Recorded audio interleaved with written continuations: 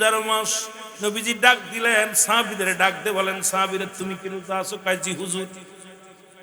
কি খাইছো? কয় একটা খুরমা খেয়ে রোজা আছি। তুমি কি রোজা? কয় জি হুজুর। একটা খেজুর খেয়ে রোজা আছি। তুমি কি রোজা? বলে জি হুজুর। একটু পানি খেয়ে রোজা আছি। তুমি কি রোজা? বলে জি হুজুর। না খেয়ে রোজা আছি। তুমি কি রোজা? বলে জি হুজুর, না খেয়ে রোজা আছি। নবীজি চোখের পানি ধরে রাখতে পারে নাই। নবীজি দর দর করে চোখের পানিগুলো ছেড়ে ছেড়ে কান্দার বলে, রব্বে কারীম, এই 313 জনের মধ্যে অধিকাংশই রোজা, তাও আবার অনাহারে, কেউ পানি খেয়ে কেউ না খেয়ে রোজা আছে রে আমার আল্লাহ। এদেরকে যদি শেষ করে দাও আমি দিনের দাওয়াত দিব কারে? আমি নবী কার কাছে কালেমার দাওয়াত নিয়ে যাব? আমি নবী কার কাছে বলবো রে আমার আল্লাহ, আমার আল্লাহ, এদেরকে তুমি শেষ করে দিলে আমি কোথায় যাব? আমার আল্লাহ বলে, জিবরিল তাড়াতাড়ি যা, আমার নবীর চোখে পানি রে। ওদিকে কাফেরেরা 1000 সৈন্য নিয়ে ঘেরোয়া করে ফেলতেছে, তাড়াতাড়ি যাও। আমার নবী যেন তাড়াতাড়ি যুদ্ধের যোগ দেয়, তাড়াতাড়ি যুদ্ধের হুকুম দিয়ে দেয়। জোরে জোরে চিল্লায় বলা যাবে না মারহাবা। জিবরিল আমিন এসে সালাম দেয়, আসসালামু আলাইকুম ইয়া রাসূলুল্লাহ, ইয়া হাবিবাল্লাহ। নবী কয় আলাইকুম আসসালাম। বলে জিবরিল আমিন এখন কেন আসছো? বলে হুজুর আপনার কাছে রব্বি কারীম আমারে পাঠায়া দিছে। জিবরিল আমিন বলে, আমার আপনার কাছে পাঠিয়েছে আল্লাহ। নবী বলে, জিবরিল রে এখন কিসের জন্য আসছো? এখন তো শত্রুপক্ষ সামনে হানা দিতেছে, এখন যুদ্ধ শুরু হবে, তুমি কেন আসছো? বলে হুজুর আপনি তাকায়া দেখেন, এত পেরেশানিত কেন, এখন চিন্তিত কেন? আপনি তাকায়া দেখেন, আমি 3000 সৈন্য নিয়ে আমি আসমান থেকে আপনার কাছে আগমন করেছি। জোরে বলেন মারহাবা। রাসূলুল্লাহ তাকায়া দেখে 3000 সৈন্য, 3000 ফেরেশতা, প্রত্যেকের আছে তরবারি, প্রত্যেকের জামা গায়ে মুসলমান সনদ, প্রত্যেকের অস্ত্র মুসলমান যুদ্ধের সরঞ্জানি, প্রত্যেকের কাছে। নবীজি একটা মিষ্টি হাসি দিলেন। এবার জিবরিল বলে, হুজুর শুধু 3000 নয়, এই 3000-এর কমান্ডার বানায় আমারে পাঠাইছে, আমি হব এদের সেনাপতি। আপনি হবেন 313 জনের সেনাপতি, আমি হব 3000 সেনাপতির সৈনিক। এই 3000 সৈন্যের সৈনিকদের সেনাপতি ইয়া রাসূলুল্লাহ, ইয়া হাবিবাল্লাহ। আর 5000 রব্বুল আলামিন মজুদ রাখছে গোডাউনে, আপনি খালি হুকুম দিলেই চলে আসবে। যদি লাগে নবী বলেন ওরা আসবেনি। দেখো হুজুর 3000 নিয়ে আমি চলে আইছি, আর 5000 আল্লাহ পাক প্রস্তুতি করে রাখছে, খালি আপনি ডাক দিলেই চলে আইবে। আসতে কমু সুবহানাল্লাহ বলেন না? কত হাজার? মোট 8000। কয় হাজার? 3 আর 5 8000 ফেরেশতা। 5000 প্রস্তুতি আছে, 3000 যুদ্ধের ময়দানে। নবী বললেন, সাহাবীরা রে ঝাঁপিয়ে পড়ো, ঝাঁপিয়ে পড়ো। যুদ্ধ শুরু হয়ে গেল।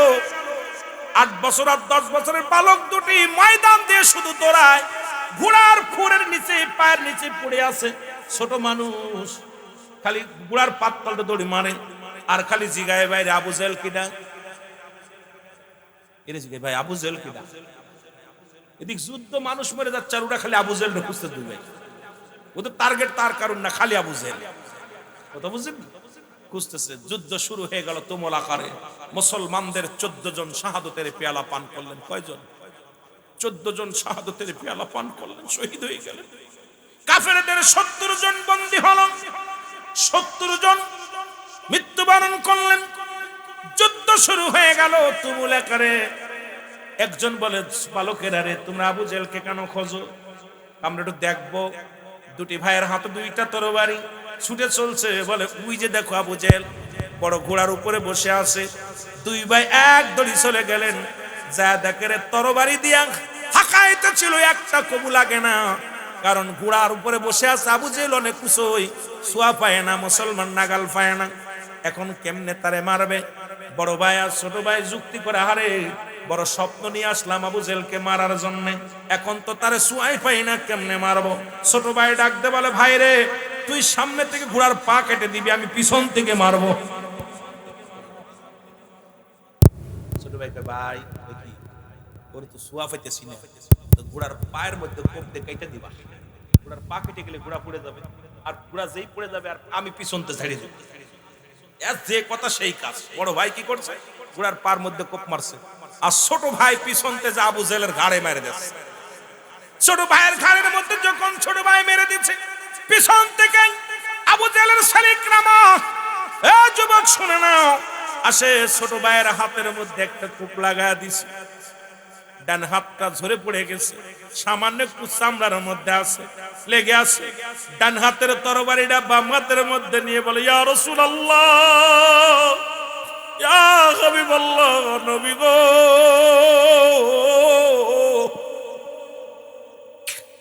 আল্লাহ নবী গো, আমার জীবন যেন সার্থক হয়, আজকে যেন মারতে পারি। এই ডান হাতের তরবারিটা বাম হাতের মধ্যে নিয়ে 8 বছরের বালক আবু জেলের রুতের মধ্যে কোপ শুরু করে দিলেন, আর হাতটা ডিস্টার্ব করতে লাগলো। এই হাতটা পায়ের নিচে দিয়ে টান মেরে ছিঁড়ে হাতটার টান দিয়ে ময়দানের মধ্যে ফেলে দিয়ে বলে, আল্লাহ এই হাতটা কি হবে, এই জীবনটা কি হবে, যেখানে ইসলামকে রক্ষা করার জন্য কুরবানি করে দিলাম। মুসলমান শুনে নাও, এবার বাম হাত আবু জেলের গায়ের মধ্যে শুরু করে দিল কোপ। আবু জেলের ছেলেকরামা দুই ভাইকে কতল করে দুনিয়া থেকে বিদায় করে দিল। রাসূলুল্লাহ লাশগুলো নিয়ে আসলেন, এই 14 জন সাহাবীর লাশ, তার মধ্যে ওই মাসুম দুটি বাচ্চার দুটি লাশ। রাসূলুল্লাহর সামনে যখন লাশগুলো আনা হলো, শহীদের লাশগুলো আনা হলো, আমার নবীজি বারবার বারবার চোখের পানি ছেড়ে চিৎকার মারতে লাগলো। সাহাবীরা বলে, হুজুর শান্ত হন, শান্ত হন। আমার নবী কয়, সাহাবীরা আমি কি বুকে ধারণ করব, কেমনে শান্ত হব? এই মাসুম বাচ্চা দুটো তোমরা দেখছো নি, এই বালক দুটি 8 বছর 10 বছরের দুটি বালক আমি নবীর ভালোবেসে জীবন দিয়ে গেল, আমি নবীর ভালোবাসার প্রতিফল শাহাদাতের পেয়ালা পান করলো। নবীজি বালক দুটের লাশ বুকের মধ্যে নিয়ে হাউমাউ করে কান্দার বলে, আল্লাহ আজকে 14 জন শহীদ হয়েছে, এই 14 জনের মধ্যে মাসুম বাচ্চা দূরে চলে গেছে, আমি নবীরে ভালোবেসে।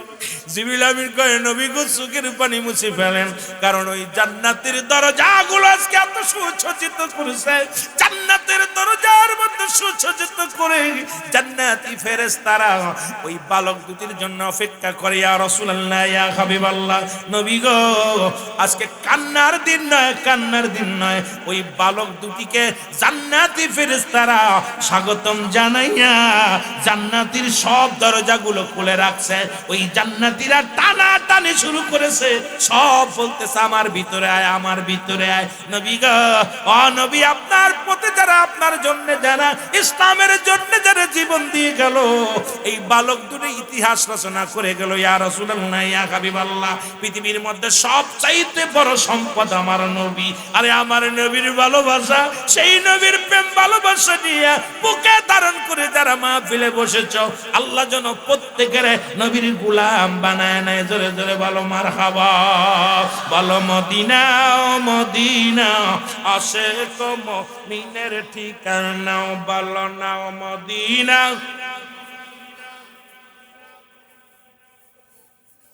আরো জোরে জোরে বলো মদিনা, আয় হায় দিদার ছেড়ে কাঁদো তোমরা, দিদার ছেড়ে কাঁদো তোমরা, হও না নবীর দিওয়ানা মদিনা। আরো জোরে জোরে বলো মদিনা, মদিনা আশিক মুমিনের ঠিকানা, বলো না মদিনা। নবীর প্রিয় সাহাবী হযরত আবু বকর সিদ্দিক, বলো নবীর প্রিয় সাহাবী, ওর ভালোবেসে শুইল পাশে, ভালোবেসে যাই আসে তাই দেখো না মদিনা।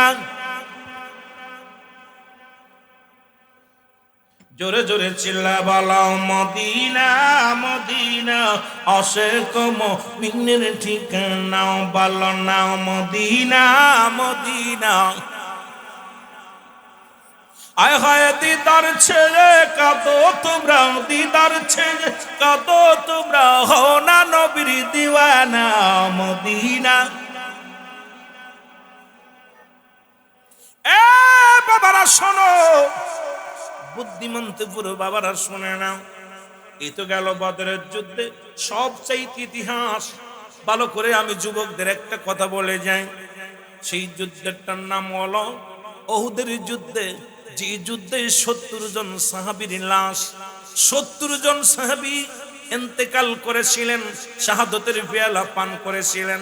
আজ পর্যন্ত উহুদের প্রান্তরে যারা হাজী ভাইয়েরা হজ করতে গিয়েছেন, ৭০ জন সাহাবীর দেহ মুবারক ওই জমিনের মধ্যে মুসলমান মাজার রয়েছে।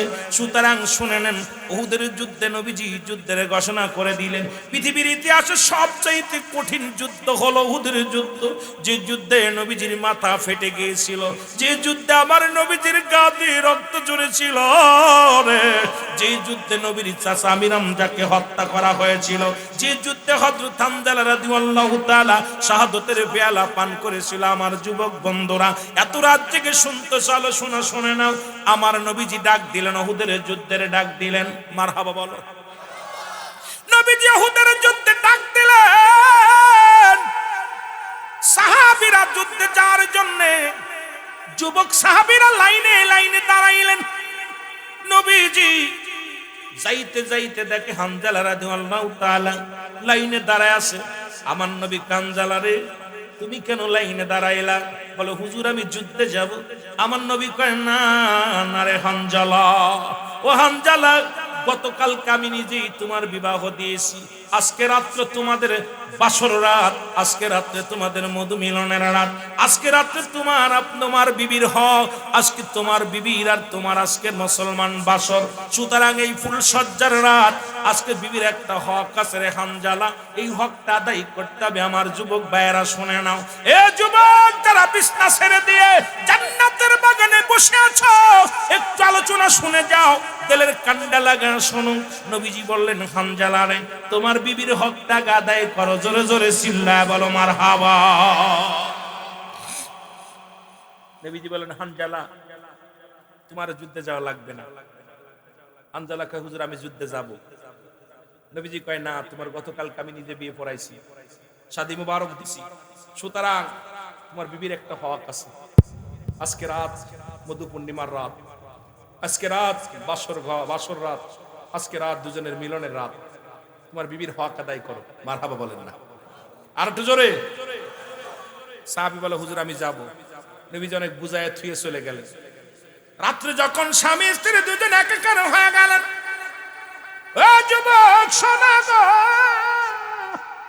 আমার ভাইরা, আমার বন্ধুরা, আমার যখন রাত্র গভীর হয়ে গেল, শুয়ে আছে কে যেন এরকম একটা, আগের যুগে তো মাইক ছিল না, মাইক ছিল না, টিনির সং ছিল রে মুসলমান, এই সুঙ্গ লাগাই যা, কে যেন বলে, ও শহরবাসী নগরবাসী রে, আর ঘুমাস না, নবী নাই, নবী নাই, আমার নবীজি আর নাই। শহরবাসীরা নগরবাসীরা আর ঘুমাস না, নবী নাই, নবী নাই। এই আওয়াজটা হানজালার কানে যে লাগছে রে, নবী নাই, এই খবরটা শুনে, কারণ উহুদের যুদ্ধে নবীর মাথা ফেটে গিয়েছে, রাসূল দুনিয়ার মধ্যে বেহুশ হয়ে জমিনের মধ্যে পড়ে গিয়েছিল, অনেক রক্ত ঝরেছিল, সাহাবীরা কান্না শুরু করে দিয়েছিল। সবাই কেউ কেউ বলেছিল নবী দুনিয়া থেকে বিদায় হয়ে গেছে, মারা গেছে। মানুষেরা রে, নবী নাই, নবী নাই। এই আওয়াজটা যখন শুনছে হযরতে হানজালা, লটকানো ছিল তরবারি। মুসলমান শুনে নাও, দেয়ালের সঙ্গে লটকানো ছিল তরবারিটা, তরবারিটা টান দিয়ে বাইর করিয়া রওনা দিয়া শুরু করতে, পিছন থেকে বিবি হাতটা টেনে ধরে বলে, স্বামী দাঁড়ান, দাঁড়ান গো। হানজালা রাদিয়াল্লাহু তাআলা দাঁড়ায় গেলেন, ডাক দে বলে, স্বামী রে, আপনি কি ভুলে গেছেন এই মাত্র দুজনের মিলন হলো, এই মাত্র দুজনের বাসর হলো, সুতরাং আপনার উপরে গোসল ফরজ রে স্বামী। আপনি কোথায় যান? যুদ্ধে যান। আপনি ভুলে গেছেন নি? কারণ যুদ্ধের ময়দানে যারা শাহাদাতের পেয়ালা পান করে, শহীদের তো গোসল করানো হয় না, আপনার উপরে গোসল ফরজ হয়ে গেছে। স্বামী রে, একটু অপেক্ষা করেন, আমি পাশের কূপ থেকে পানি নিয়ে আসি, পানি আনিয়া দিই, গোসল করার পর আপনি যুদ্ধের ময়দানে যাবেন। সুতরাং স্বামী রে, একটু অপেক্ষা করেন, একটু অপেক্ষা করেন। হানজালা রাদিয়াল্লাহু তাআলা চিৎকার মেরে বলে, বিবি, আমার নবী যদি না থাকে রে, কিসের গোসল? ও বিবি, কিসের ফরজ গোসল রে? কার জন্য আমি গোসল করব রে বিবি? কার জন্য আমি গোসল করব? তুমি কি শুনতে পাও না? আমার নবী নাই, নবী নাই, মদিনা যাইতে পারলাম না, মদিনা দেখতে পারলাম না, মদিনা যাইতে পার। ও নবীর পাগলেরা বলে, নবীজির দিদার পাইলাম না, নবীজির দিদার পাইলাম না, নবীজির দিদার পাইলাম না রে আমি। কোথায় আছেন গো মায়ার নবী?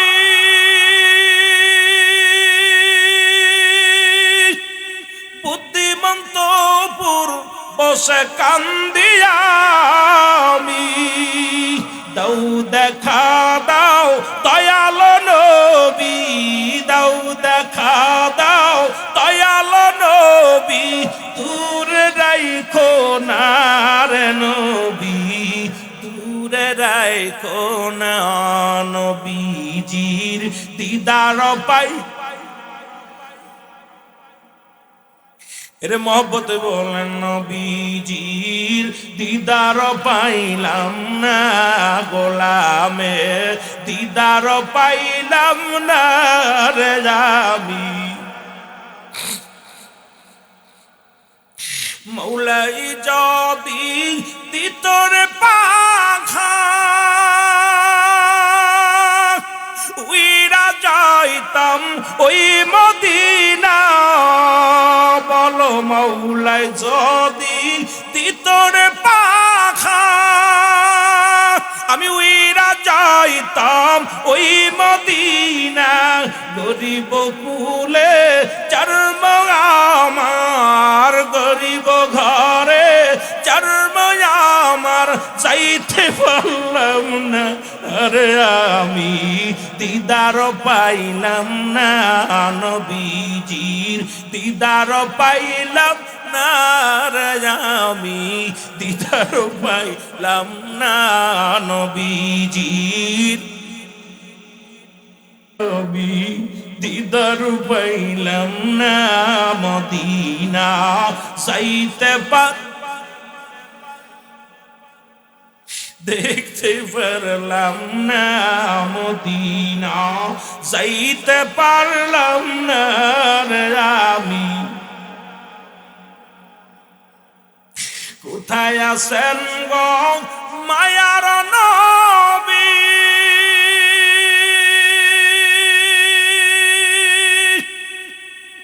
একবার দিদার দেন গো আপনি। কোথায় আছেন গো মায়ার নবী? একবার দিদার দেন গো আপনি। কাঁদে বসে আসে কেরা, কাঁদে বসে আসে কেরা, সইতে পারি না গো নবী, সইতে পারি না, নবীজির দিদার পাইলাম না রে আমি। আরো জোরে বলেন মদিনা যাইতে পারলাম না রে আমি, দিদার পাইলাম না নবীজির, দিদার পাইলাম না রে নবীর। এ দুনিয়ার মুসলমান যুদ্ধের ময়দানে চলে গেল রে, অনেকগুলো সৈন্যকে কতল করিয়া হানজালা রাদিয়াল্লাহু তাআলা শাহাদাতের পেয়ালা পান করল। নবী ডাক দেওয়ালেন সাহাবীরা রে আয়, ওই সাহাবীদের লাশগুলো নিয়ে আয়। আনা হলো 70 জন শহীদের লাশ। কতজন? জোরে বলেন কতজন?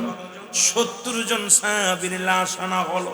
এর মধ্যে রাসূলের চাচা আমিরে হামজা, যাকে দুনিয়ার ইতিহাসে সবচেয়ে বেশি কষ্ট দিয়েছিল রে মুসলমান, আবু জেহেল। মুসলমান শোনো, রাসূল পাক সাল্লাল্লাহু আলাইহি ওয়াসাল্লামের চাচা আমিরে হামজা, তাকে হত্যা করে তার ঠোঁট দুটো কেটে নেওয়া হয়েছিল, তার জিহ্বা কেটে নেওয়া হয়েছিল, তার কান কেটে নেওয়া হয়েছিল, নাক কেটে দেওয়া হয়েছিল, তার মুসলমান চোখ দুটো তুলে নেওয়া হয়েছিল।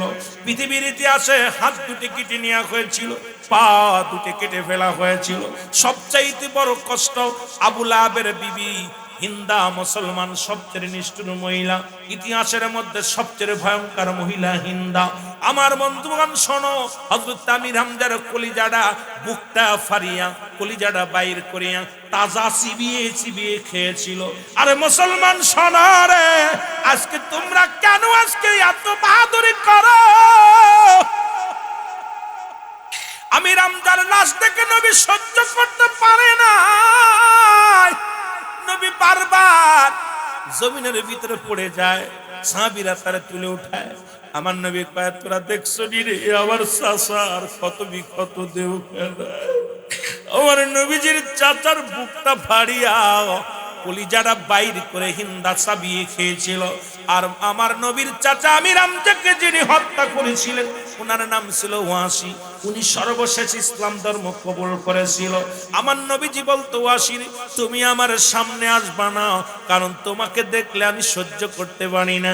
আমার চাচা আমির হামজার কথা মনে পড়ে যায়, কারণ আমি বড় কষ্ট পাই, আমি বড় কষ্ট পাই রে আমার চাচার।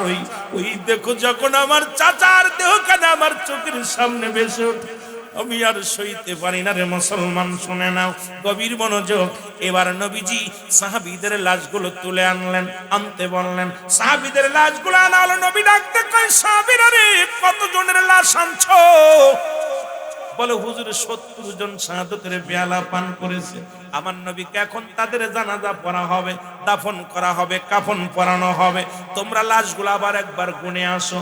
সাহাবীরা লাশ গোনা শুরু করলো। 1 2 3 4 5 6 7 8 9 10 লাইন দিয়ে লাশগুলো গুনিয়া 69 জন লাশ পাইলেন। নবীর কাছে খবর আসলো, ইয়া রাসূলুল্লাহ, ইয়া হাবিবাল্লাহ, একটু আগে তো আমরা 70 জনের লাশ মুবারক আনলাম, 70 জনের দেহ মুবারক আনলাম, এখন দেখি একজনের লাশ কম। আমার নবী বলে, সাহাবীরা রে কার লাশ নাই? বলে, হুজুর আমরা তো হানজালা রাদিয়াল্লাহু তাআলার লাশ মুবারক পাইতেছি না।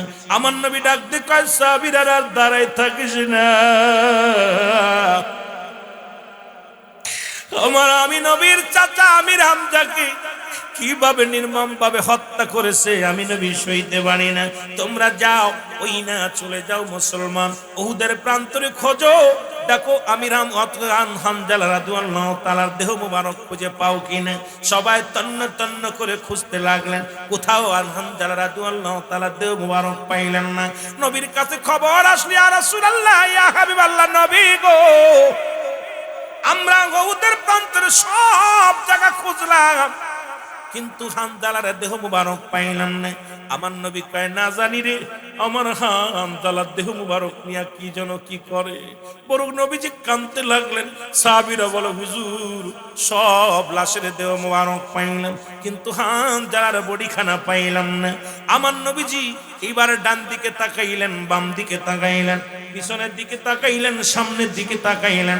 রাসূলুল্লাহ যখন আরশ মহল্লার দিকে তাকাইলেন, তাকায়া দেখে রে মুসলমান আসমানি ফেরেশতারা হযরতে হানজালা জান্নাতি পানি দিয়া গোসল করাইতেছে। জোরে জোরে চিল্লায়া বলা যাবে না মারহাবা। রাসূলুল্লাহ উপর দিকে তাকাইয়া একটা মিষ্টি হাসি দিছে। সাহাবীরা বলে, হুজুর আপনার মাথা ফাটা, রক্ত বাইর হচ্ছে, এত কষ্ট আপনি আক্রান্ত হয়েছে, এরপর আপনার চাচা হত্যা করেছে, সেই সহ্য করতে পারতে সাহাবীরা ইন্তেকাল করছে, হুজুর আপনি এর মধ্যে হাসতেছেন। নবীজি বলে, আমি যা দেখি তোমরা তা দেখো না। সাহাবীরা, আমি যা দেখতে তোমরা তা দেখো না।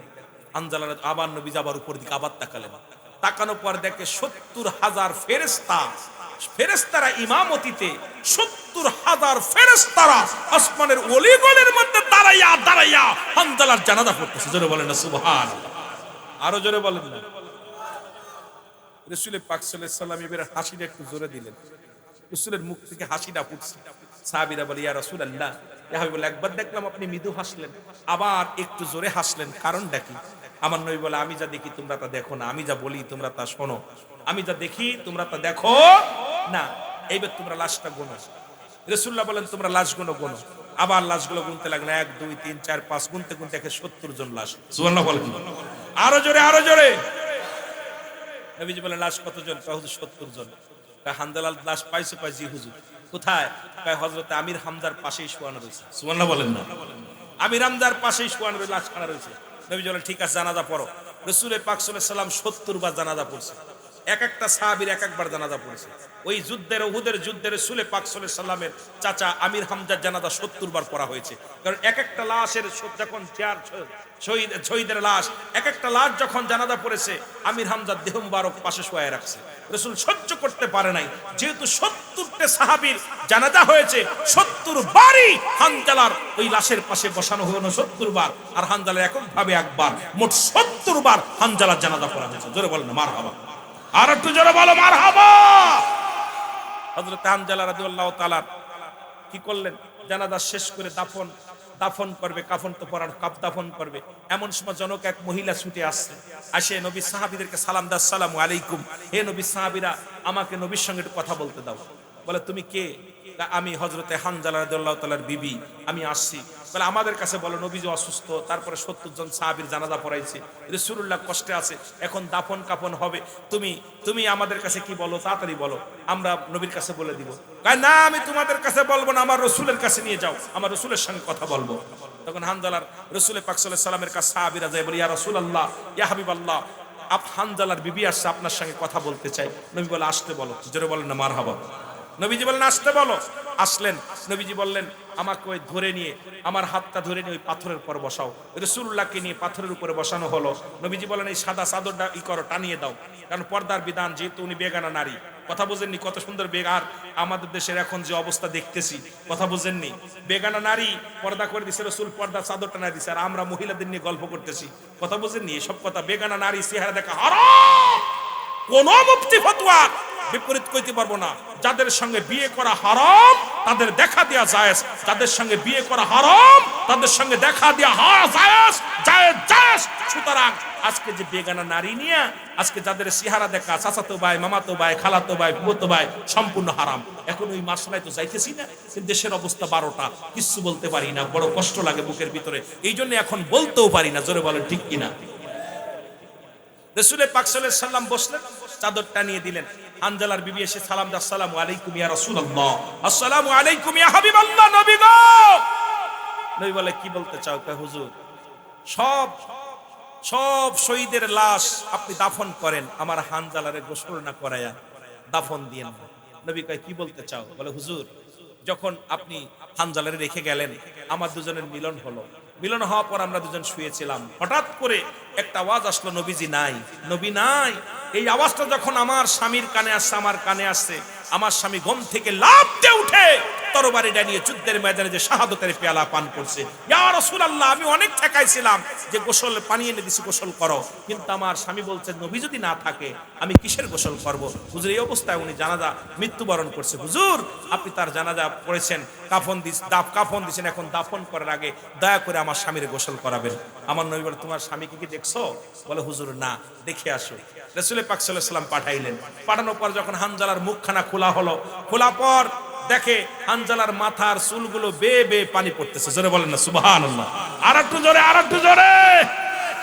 এ মদিনার পাগলের শুনে নাও গো, রহমতের নবী মক্কা ছেড়ে যখন মদিনার উদ্দেশ্যে রওনা দিছে রে রাসূলুল্লাহ মদিনায় যে যখন রওনা হয়ে গেল বারবার জন্মভূমির দিকে তাকায় রাসূল চোখের পানি ছেড়ে বুকটা ভাসায় কান্দে আহারে মাতৃভূমি আহারে মায়ের ভূমি আহারে বাবার ভূমি আমি ছেড়ে মদিনায় যাইতেছি মদিনার দিকে রওনা হয়ে গেলেন নূর নবী রাহমাতুল লিল আলামিন যখন মদিনায় গেলেন যে মুসলমান মদিনার অলিগলির মধ্যে সবাই আবাল বৃদ্ধ নারী পুরুষ সবাই দাঁড়ায় আছে আমার নবীকে পাইয়া বড় খুশি নবীকে পায়া হালান সালান নবীকে পায়া নবীরে স্বাগতম গ্রহণ করে নবীজিকে বুকে নিলেন দুইটা বালক রাসূলুল্লাহর কাছে ছুটে আসলেন একটা বালকের বয়স 8 আর একটা বালকের বয়স 10 কত বছর বালক দুটা দেখে সামনে বসে আছে পাগলগুলো এদের দিয়ে কুয়া শুরু করলো তারপরে যুবকগুলো কত বছর বয়স 8 বছর 10 বছর আহারে ছোট মানুষ নবীজির কাছে ছুটে এসে ডাক দিয়ে বলে আসসালামু আলাইকুম আপনি কি নবী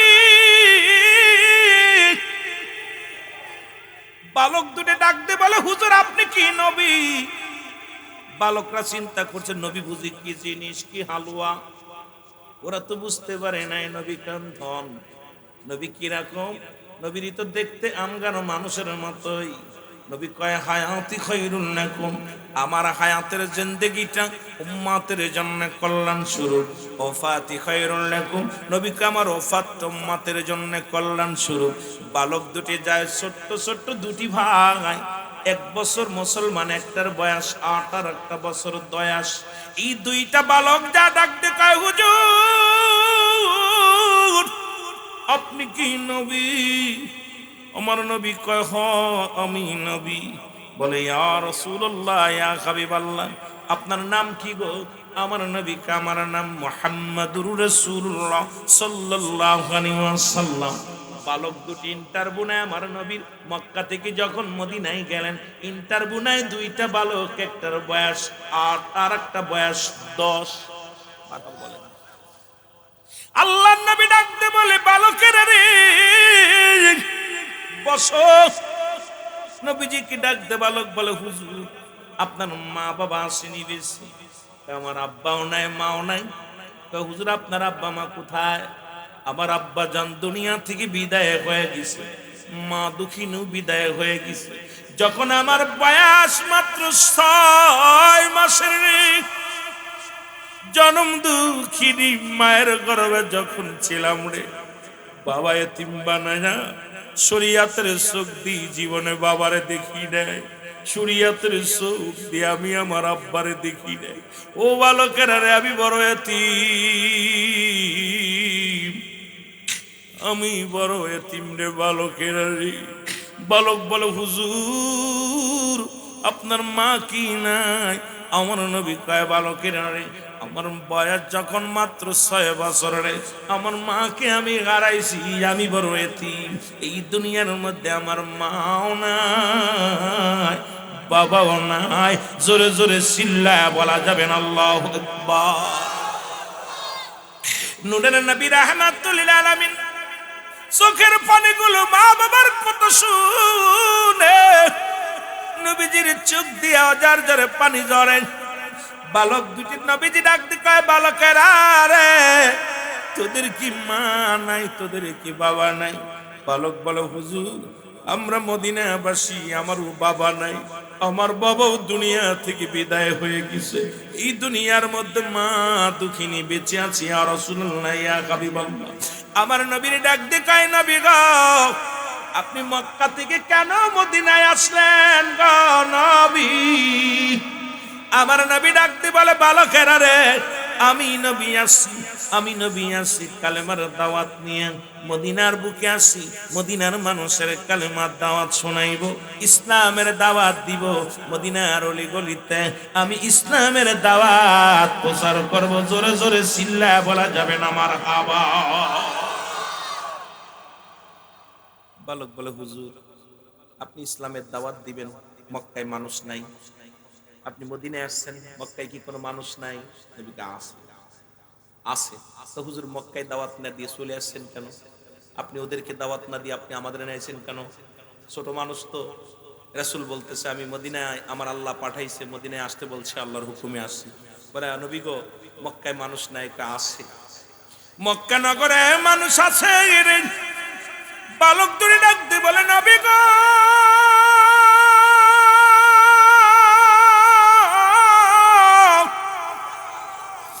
মক্কায় যদি মানুষ থাকে কেন মদিনায় এলেন গো? মদিনায় কেন আসলেন নবী গো? আমার নবী কান্দের কয়, বালকেরা রে, মক্কার মানুষেরা আমারে কষ্ট দিছে, মক্কার মানুষেরা আমাকে মারছে, মক্কার মানুষেরা আমার উপরে নির্যাতন করেছে, মক্কার মানুষেরা কত না নিষ্ঠুর, তারা কষ্ট দিছে। বালক ধরে ডাকতে কয়, নবী গো আপনার চেহারা দেখি তো বড্ড মায়া লাগে গো নবী, এই দেহের মধ্যে কেমনে আঘাত করে মানুষ। ইয়া রাসূলুল্লাহ আপনার তো মাও নাই বাবাও নাই, আপনারে কে সান্ত্বনা দিবে, কে আপনারে ভালোবাসবে? নবী গো মক্কার মানুষেরা আপনাকে মারছে, গালিগালাজ করছে। আমার নবী কয়, বালকেরা রে, মক্কার মানুষেরা আমারে ভুল বুঝছে, আমি নবী আসি একমাত্র দাওয়াত নিয়ে, লা ইলাহা নাই কুরিলা ইল্লাল্লাহু এক আল্লাহ ছাড়া, মুহাম্মাদুর রাসূলুল্লাহ সাল্লাল্লাহু আলাইহি ওয়াসাল্লাম আল্লাহ পাকের প্রেরিত রাসূল বা বান্দা হলো নবী মুহাম্মাদুর রাসূলুল্লাহ। এই দাওয়াত নিয়ে আসি মদিনায়, মক্কায়। কিন্তু মক্কার লোকেরা আমার উপরে কষ্ট দিছে, আমারে খুব কষ্ট দিছে রে, নির্যাতন করেছে। বালক দুই ডাকতে বলে, নবী গো মক্কার কোন মানুষটা আপনারে বেশি কষ্ট দিছে একটু জানতে পারিনি? আমার নবী চোখের পানি ফেরে রে। ওই মক্কা নগরে আমার দূর সম্পর্কের এক চাচা, নাম তার আবু জেহেল, আমারে প্রচন্ড কষ্ট দিছে রে, আমারে বড় কষ্ট দিছে। বালক দুটি দুই হাতে শপথ করে, বড় ভাই ছোট ভাই বলে, ভাই রে আমার নূরের নবীর যারা কষ্ট দিছে রে, যদি কোনদিন আবু জেহেলকে পাই রে উচিত শিক্ষা দিয়া দিব। যদি কোনদিন মক্কা থেকে মদিনায়, যে মদিনা থেকে মক্কায় যেতে পারি, ভাই আবু জেহেলকে আমরা দুই ভাই মিলে হত্যা করব। জোরে জোরে চিল্লায় বলা যাবে না মারহাবা? আমার কিছু ভালো লাগে না, মন হয়ে আসে আর মনে চাই উড়িয়া যাইতাম সোনার মদিনায়। বলো মনে চাই উড়িয়া যাইতাম। আল্লাহ আমার কিছু ভালো লাগে না, মন হইয়াছে এর মনে চাই উড়িয়া যাইতাম সোনার মদিনায়। বলো মনে চাই উড়িয়া যাইতাম। আল্লাহ যদি দিত পাখা আমরা উইরা যায়া করতাম দেখা। বলো মৌলাই যদি দিত আমরা উইরা গিয়া করতাম দেখা। ওরে আমরা মোদের গরিব বলে যাইতে পারলাম না। বলো আমরা মোদের গরিব বলে। আল্লাহ আমার কিছু ভালো লাগে না, মন হইয়াছে।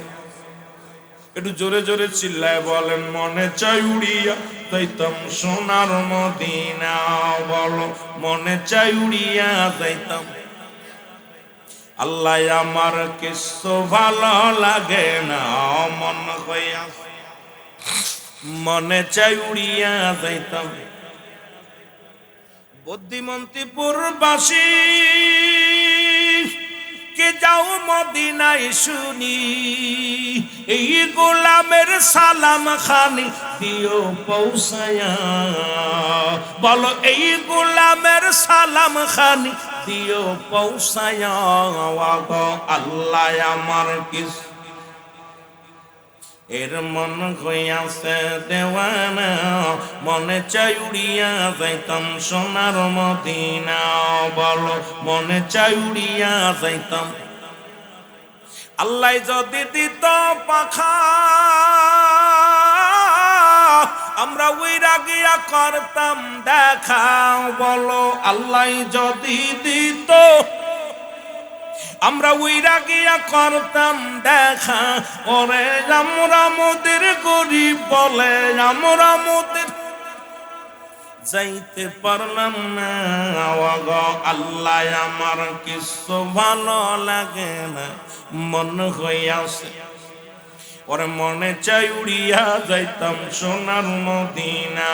বলো মনে চাই উড়িয়া যাইতাম। এ মদিনার পাগলের দিলের কান্না লাগে সোনারে,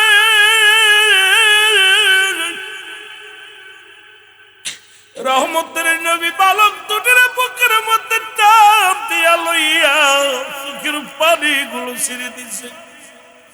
নবীও কান্দে, বালকের কান্দে রে। বালক দুটি বলে নবী গো আমরা দুটি ভাই শপথ করলাম আজকে যদি কোনোদিন সুযোগ হয়, যদি কোনোদিন আবু জাহলের সামনে পায় গো নবী তারে দুনিয়া থেকে বিদায় করে দিব। ইয়া রাসূলুল্লাহ ইয়া হাবিবাল্লাহ, নবী গো আপনি কাঁদবেন না, চোখের পানি মুছে ফেলেন।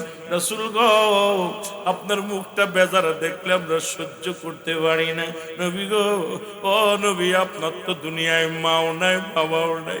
ইয়া রাসূলুল্লাহ ইয়া হাবিবাল্লাহ, নবী গো আপনার চোখের পানি আমরা সহ্য করতে পারি না বলে বালক দুটি চলে গেলেন। রহমতের নবী মক্কা মদিনার বুকে মদিনার অলিগলিতে কালেমার দাওয়াত প্রচার করতে লাগলেন। দলে দলে মানুষ ইসলামের পতাকা তলে আসতে লাগলেন, সবাই কালেমা পড়ে মুসলমান হয়ে গেল। এদিকে মক্কা মদিনার কাফেররা রে নির্যাতনের মাত্রা বাড়িয়ে দিল। তাদের ঘর দরজা যারা মুসলিম নতুন যারা মুসলমান হয়েছে তাদের ঘর দরজা লুটতারাজ করে নিয়ে যায়, তাদের ঘর দরজা আগুন ধরিয়ে পুড়িয়ে দেওয়া হয়। ও যুবক তাদেরকে হত্যা করা হয় যেমন মক্কা আমরা দেখেছি ভারতের মধ্যে। আরে আমার কিছু হিন্দু রাজ্য মুসলমান শুনে নাও, ওই মোদির কিছু গোলামেরা দেখেছি রে আমার অনেক মায়ের বুরকা টেনে ছিঁড়ে ফেলেছে। অনেক মা বোনেরা বুরকা পরে যখন তার স্কুল কলেজে যায় তাদের বুরকায় মুসলমান কি মারা হয় রং মারা হয়েছে, তাদের বুরকা টেনে টেনে খোলা হয়েছে, জোর করে তাদের জয় শ্রীরাম বলা হয়েছে। কিন্তু আমরা বাংলাদেশের মুসলমান কোনোদিন তো কোনো হিন্দুরে আঘাত করি নাই, তারপরেও কেন এত নালিশ, তারপরেও কেন এত মুসলমানদের উপরে নির্যাতন? কারণ কোনোদিন দাদারা মুসলমানদের ভালোবাসে নাই, তার একটা প্রমাণ এবার পেয়ে গেলাম আমরা। আইপিএলে খেলার জন্য বাংলাদেশের মুস্তাফিজুর রহমান এই ছেলেটা তো খুন করতে যাবে না, মারামারি করতে যাবে না, শুধু দুইটা বল চালবে ওরা মারবে। কিন্তু তাদের এত শত্রুতাই শুধু মুসলিম প্লেয়ার হওয়ার কারণে, মুসলমান হওয়ার কারণে ওই হিন্দু রাজ্য মেনে নিতে পারে নাই। বাংলাদেশের উপরে ষড়যন্ত্র চালায়া এই খেলার ময়দানটা পর্যন্ত বন্ধ করে দিছে। আমাদের আর বুঝতে বাকি নাই বন্ধু কোনোদিন বন্ধু হতে পারে না, অমুসলিম কোনোদিন বন্ধু হতে পারে না। এরা মুসলমানদের শত্রু, মুসলমানদের শত্রু। জোরে জোরে চিল্লায় বলেন ঠিক কিনা?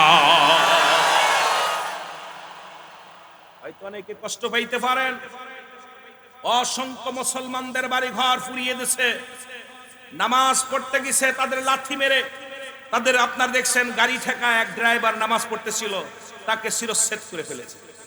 মসজিদে যারা নামাজ পড়েছে তাদের লাথি মেরে, ওই দেশের পুলিশ প্রশাসন তারা লাথি মেরে আমার তো ভিসা বন্ধ করে দে, যা বন্ধ করে দে, ভারতে যা বন্ধ, আমি গেলেই আমার গ্রেফতার করবে। ভয়ের কোনো কারণ নাই, কারণ এই দুনিয়ার মধ্যে মুসলমানদের বেইজ্জতি করবে, মুসলমানদের লাঞ্ছিত করবে। আমরা মুসলমান আর আঙ্গুল তুষার সময় নাই, আমাদের গায়ে রাহমাতুল লিল আলামিনের প্রেম আছে। আমরা মুসলমান কোরআনের পাখি, আমরা কোরআন হাদিসের পাগল, আমরা মাথা নত করতে জানি না, প্রয়োজন হলে জীবন দিয়া দেব, কোন বাতিলের কাছে মাথা নত করব না। যারা বলেন ঠিক কিনা? সবচেয়ে বেশি কষ্ট, আমি কারোর গিবাত করতে আসি নাই, আমি মুসলমানদের পক্ষে কথা বলতে এসেছি। আমি এখানে রাজনীতি করতে আসি নাই, রাজনীতি কথা বলতে আসি নাই, কারোর পক্ষ নিয়ে কথা বলতে আসি নাই, কোরআনের পক্ষে কথা বলবো। আজকে কোরআনের পক্ষেই, হাদিসের পক্ষে কথা বলবো, রাসূলের পক্ষে, ওলি আল্লাহদের পক্ষে আমাদের জবান এইরকম উচ্চ আওয়াজ হবে। কারণ যখন এই গৌর গোবিন্দ যখন রুলাত চালিয়েছিল, ভারী জায়গা আপনারা শুনলে কষ্ট পাবেন। যখন এই সিলেটের মানুষ আজকে যারা ওলি আল্লাহদের বিরোধিতা করেন, শাহজালাল ইয়ামানি যখন 360 জন আউলিয়া নিয়ে যখন সিলেটের জমিনে রওনা দিয়েছিলেন ইয়ামেন থেকে, তখন গৌরগোবিন্দ জুরালু দাবি করেছিল, এই মৌলবীরা হন ভালো করে, গৌরগোবিন্দ ঘোষণা করে দিছিল যে সিলেটের জমিনে কোনো দাড়িওয়ালাদের জায়গা হবে না, সিলেটের জমিনে কোনো টুপিওয়ালাদের স্থান হবে না। এই আজকে যারা আমার সামনে বসে আছো ভালো করে শুনে নাও, তার ঘোষণা ছিল পৃথিবীর মধ্যে পৃথিবী উল্টে যাবে, তবু সিলেটের জমিনে কোনো আজান হবে না, সিলেটের জমিনে কোনো দাড়িওয়ালা টুপিওয়ালা পাগড়িওয়ালা ঢুকতে পারবে না। এই ছিল তার ঘোষণা। ভালো করে শোনেন সিলেটের বাসী, আজকে ভালো করে কান দিয়ে শোনেন। রব্বে কারিম অত্যন্ত কষ্ট পেয়ে গেলেন। রব্বে কারিমের হুকুমে সিলেটের শাহজালালকে 360 জন আউলিয়া নিয়ে চলে আসলেন। ওখানে আসা পর গৌরগোবিন্দ ঘোষণা করে দিল, কোন দাড়িওয়ালাকে যদি গাড়িতে উঠাও তাকে শিরচ্ছেদ করা হবে।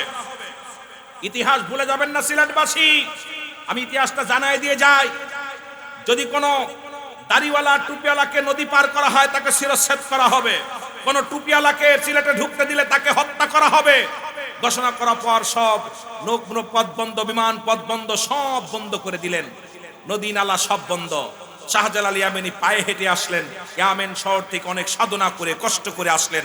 360 জন আউলিয়া নিয়ে যখন সুরমা নদীর কিনারায় দাঁড়ালেন, আমার যুবক বাবারা শুনে নাও, ইতিহাস শিখে নাও, ইতিহাস জেনে নাও, ইতিহাস ভুলভাল ইতিহাস শোনো না, ওলিদের ইতিহাস শোনো, সিলেটের ইতিহাস শোনো।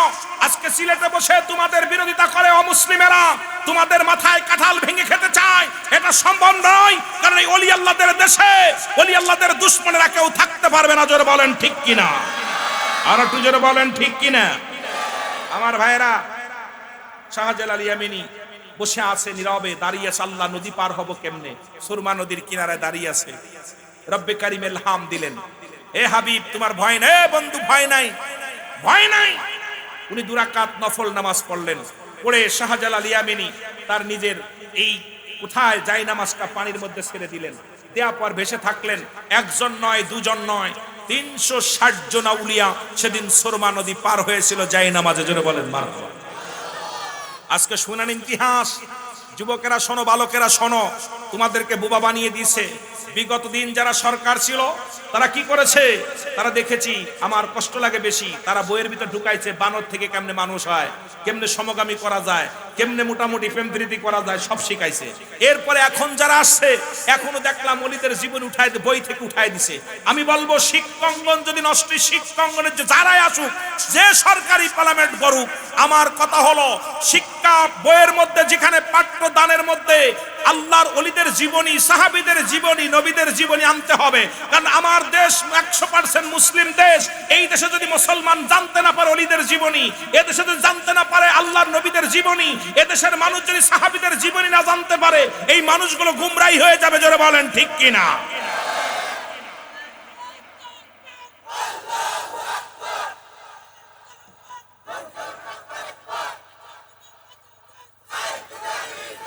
তুই তো এবারে আমার হিট করলি, তুই তো বাজানে এবারে আমার হিট করলি, কষ্ট দিলি রে। আল্লাহর ওলিদের কাছে আসে ইলহাম, নবীদের কাছে আসে ওহী। আল্লাহর ওলি 2008 সালে দুনিয়া থেকে ওফাত নিছেন। শাহজালাল কিনা সাহেব কেবলা 2000 কয় সালে, 8 সালে দুনিয়া থেকে বিদায় নিছেন, পর্দা নিছে। উনি একটা কথা বলে গেছে, বাঁচাও ইমান, বাঁচাও দেশ। দেশের যে অবস্থা, ইমানের অবস্থা খুব 12 বাজে গেছে। দাড়িওয়ালা টুপিওয়ালা যা শুরু করছি আমরা, এগুলো ইমানের অবস্থা খুব কাহিল, আর দেশের অবস্থাও খুব কাহিল। জোরে বলেন ঠিক কিনা। আল্লাহর ওলির কথা বিফলে যাবে না। আল্লাহর ওলি জানতেন। এই জন্য সাহেব কেবলার মুরিদান যারা আছো, অনুসারী আছো, ইমানটা মজবুত রেখো। অনুরোধ করব, ইমান দুর্বল করো না। কারণ সাহেব কেবলা বলে গেছে, বাঁচাও ইমান, বাঁচাও দেশ, সাহেব কেবলার নির্দেশ। আজকে দেখেন অবস্থা খুব কাহিল। ইমান এখন, ইমানের কোনো মূল্য নাই। ইমানদার ইমান এখন কোথায় চলে গেছে আপনারা সব ভালো জানেন। ইমানের অবস্থাও খারাপ, দেশের অবস্থাও খারাপ। দেশকেও বাঁচাতে হবে, ইমানকেও বাঁচাতে হবে। জোরে বলেন ঠিক কিনা। আমি, আপনারা বলতেছেন আমার গায়ের পশমগুলো সব হারিয়ে গেছে। অনেক প্রোগ্রাম আল্লাহ আমাকে করাইছে ওনার সাথে আমি এইরকম পাশে বসে থাকছি আর আমি আলোচনা করছি। আমি সেই গুনাহগার, আমি সেই পাপী। আমাকে অত্যন্ত মায়া করতেন, ভালোবাসতেন। আমি সাহেব কেবলাকে সেলো দেই। প্রথম আমার জীবনে প্রথম মাহফিল করছি সাহেব কেবলার মাহফিল। আর ওনার যখন ডান দিকে তাকায় আমার স্মৃতিগুলো ভাসে। এই জন্য সাহেব কেবলার এই কথাটা সিলেটবাসীর জন্য অনেক গুরুত্বপূর্ণ কথা, ইমান বাঁচাও দেশ বাঁচাও, ইমান বাঁচাও দেশ বাঁচাও। দুর্নীতির ওই রাকারায় বসে জাহির করে জ্ঞান, কলম দিয়া কামাই টাকা কলম দিয়া, আবার ধরে সাধুর ভান, ওরা শিক্ষিত শয়তান, ওরা শিক্ষিত শয়তান, ওরা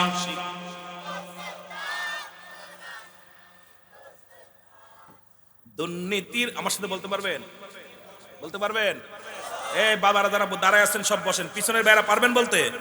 এই বলেন পারবেন? আমার সাথে জোরে জোরে। দুর্নীতির ওই রাকারায় বসে জাহির করে জ্ঞান, বলো দুর্নীতির ওই রাকারায় বসে, এর কলম দিয়া কামাই টাকা কলম দিয়া, আবার ধরে সাধুর ভান, ওরা শিক্ষিত শয়তান, ওরা শিক্ষিত শয়তান, ওরা শিক্ষিত। ওরা হলো জাতির নাকি মহামারী মহাতন, ফাইলে কলম ঠাকাইয়া চালায় ওরা নির্যাতন, ঠিক কিনা? ওরা হলো জাতির নাকি মহামারী মহাতন, ফাইলে কলম ঠাকাইয়া চালায় ওরা নির্যাতন, ঘুষের টাকায় ওদের ভুড়ি, ঘুষের টাকায় করে যে টান টান, ওরা শিক্ষিত। আর একটু জোরে বলা যাবে না? ওরা শিক্ষিত শয়তান, ওরা শিক্ষিত শয়তান, ওরা। আবার স্কুল কলেজের দিকটা ভাই দেখো না চোখ মেলিয়া, মেয়েরা সব পয়সাড়িয়া আছে শুধু প্রেম লইয়া, ঠিক না? ঠিক না? খালি আর যোগ বি যোগ বি যোগ সি, যোগের মধ্যে পাইলো কি ধরে ঠিকই রে। আমি একবার বিরাই মাহফিলে বলি কথাটা, দেখি মসজিদের ওয়ালে লিখতেছে এক ছেলে বি যোগ আর, আর যোগ বি। আমি যাই মসজিদের ওয়ালে কি লিখিস? হুজুর নাম লিখতেছি। কি লিখতেছিস? হুজুর আর। আমি তো আরতে আরিফ, ওর নাম কি? কথা কয় না রে? আরিফ, আরতে আরিফ। হুজুর আরতে আরিফ আর বিতে হলো বিতি। কথা বুঝছেন? কি রে ফেমের অবস্থা তো খুব খারাপ। কি যে অবস্থা দেশের মধ্যে চলতেছে, খালি প্রেম প্রীতি জোরে বলেন ঠিক কিনা?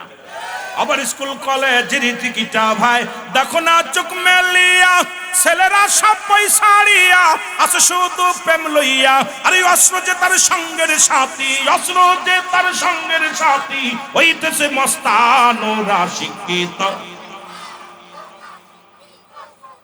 ওরা শিক্ষিত শয়তান, ওরা সে জাহির করে জ্ঞান, কলম দিয়া কামাই টাকা কলম দিয়া কামাই টাকা, আবার ধরে সাধুর ভান, ওরা শিক্ষিত।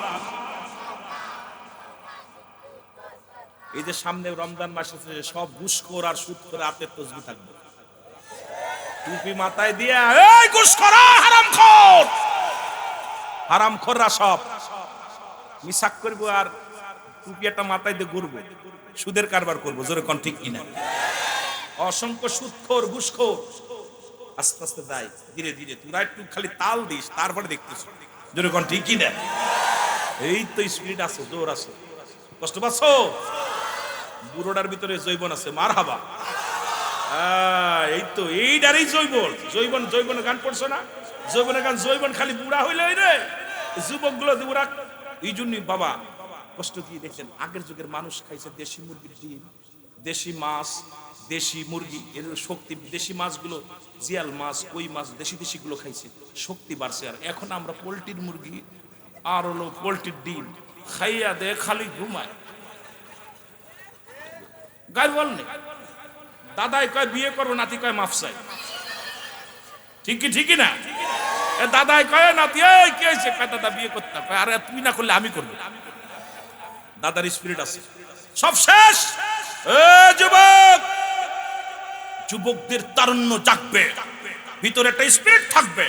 এটা যদি না থাকে তাহলে যুবক হলাম কেন? যুবক বয়স হবো জান্নাতি, 18 বছরের যুবক, 16 বছরের যুবতী আল্লাহ জান্নাতে দিব। মারহাবা বলেন না? আরো জোরে বলেন মারহাবা। মহব্বতের সঙ্গে দুরূদ শরীফ পড়ুন, আল্লাহুম্মা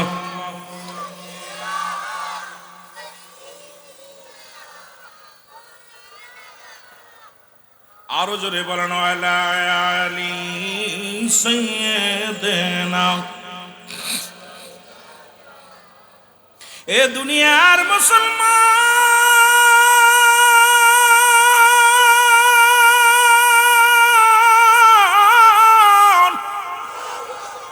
রহমতের নবীর উপরে যখন নির্যাতন শুরু হলো গো, মুসলমানদের উপরে যখন নির্যাতন হয়, রব্বে কারিম সহ্য করতে পারে নাই। রব্বে কারিম ডাক দেয় জিবরিল তাড়াতাড়ি যাও, আমার হাবিবকে জানায়া দাও, আমার হাবিব যেন আর বসে না থাকে রে। মুসলমানদের রক্ত জমিনের ভিতরে পড়ে যায়, রক্ত পড়ে জমিনের মধ্যে, মুসলমানদের ঘর দরজা পুরায়া দেয়। আমি আল্লাহ সইতে পারি না। যারে জিবরিল যা আমার হাবিবকে বলো, সেই জন্য বাতিলের বিরুদ্ধে জিহাদ ঘোষণা করে, জোরে বলা যাবে না মারহাবা। মুসলমানদের কষ্ট হইলে আল্লাহর কষ্ট। এ মুসলমান, তোমার চোখের পানি আল্লাহ সইতে পারে না, ইমানদারের কষ্ট আল্লাহ সইতে পারে না, রব্বে করিম সহ্য করতে পারে না। জিবরিল আমিন সালাম দিয়ে বলে আসসালামু আলাইকুম নবী গো। ও মায়ার নবী। নবী কয় জিবরিল আমিন কেন আসছো বলো হুজুর? রব্বে করিম আমারে পাঠাইছে, আর বসে থাকার সময় নাই। কত মুসলমানদের রক্ত জমিনের মধ্যে পড়ছে, কত মুসলমানের বাড়ি ঘর পুড়িয়ে দিছে, কত মুসলমানের নির্যাতন করেছে নবী গো। আমার আল্লাহ পাক হুকুম দিছে আপনি দেরি করেন না, বাতিলের বিরুদ্ধে জিহাদ ঘোষণা করে দেন। আমার নবী ডাক দিয়ে কয় জিবরিল রে, আমি কারে নিয়ে জিহাদ করব রে? আমার মুসলমানদের সংখ্যা কম। নবীজি বললেন, বলা পরে জিবরিল আমিন কয় হুজুর আল্লাহ আমাকে হুকুম দিছে, আপনাকে বললাম আপনি যুদ্ধের ডাক দেন। নবীজি শেষ হইতে পারি নাই। আরে আমি নবী ঘোষণা করে দিলাম বাতিলের বিরুদ্ধে, ওই কাফেরদের বিরুদ্ধে জিহাদের ডাক দিলাম রে। আয় আয় তোরা আয়, আগামী কাল যুদ্ধের জন্য প্রস্তুতি নিয়ে আইও। জোরে জোরে চিল্লায় বলা যাবে না মারহাবা। বালক দুটির কানে গেছে রে, নবী ডাকছে রে। 8 বছর আর 10 বছরের দুইটা বালক। জিহাদের সংবাদ শুনে বড় আনন্দ লাগছে মনের ভিতরে। এক দড়ি বাড়ি চলে গেছে। বাড়ি যায় দেখে রে জনম দুঃখিনী মা ফুফায়া ফুফায়া কাঁদতেছে। মার কান্না দেখে বালক দুটি ডাক দেখে, মা ও জনম দুঃখিনী মা, তোমার চোখে কেন পানি?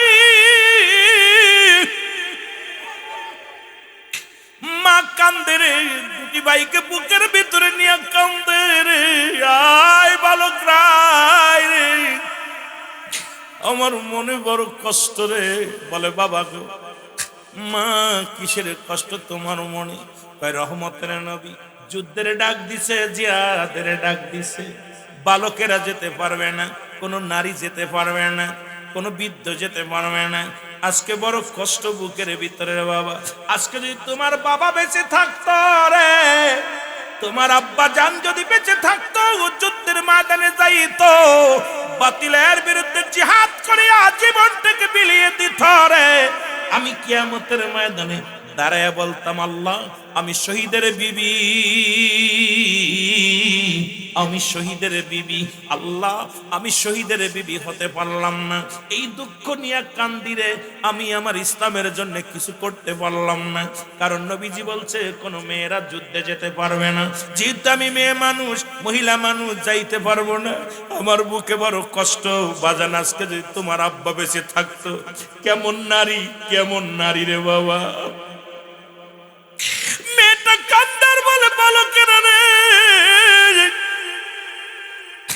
আজকে যদি তোমার আব্বা জান বেঁচে থাকতো, বাতিলের বিরুদ্ধে জিহাদ করতো, যুদ্ধ করিয়া জীবনটা দিয়ে দিত, আমি হাসরের ময়দানে দাঁড়ায়া বলতাম, আল্লাহ আমি শহীদের বিবি ছিলাম, আমি শহীদের বিবি ছিলাম। আজকে আমি শহীদের বিবি হতে পারলাম না, শহীদের মা হতে পারলাম না, এই কষ্ট নিজেও শহীদ হতে পারলাম না। কত সাধনা, নবীর কত ভালোবাসত রে যুবকেরা, শুনে নাও। এবার বালক দুই ডাক দিয়ে কয়, মা মা, চোখের পানি মুছে ফেলো গো মা, আমরা দুই ভাই যাব যুদ্ধের ময়দানে। মা গো, ও আমার মা।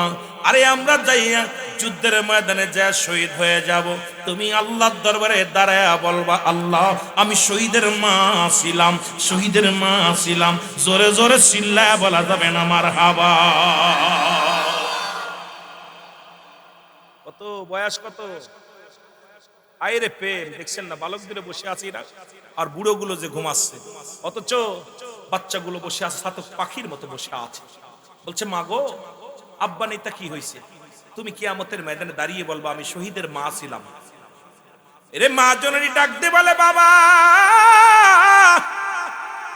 নবীজি বলছে বালকেরা যুদ্ধের ময়দানে যেতে পারবে না, বালকদের নবী এলাও করবে না, কোনো মহিলা এলাও হবে না, বুবা এলাও হবে না, বুড়াগুলো এলাও হবে না। এই জন্য বাবা কামতেছি, তোরা যদি বড় হতি যুদ্ধের ময়দানে যাইতে পারতি।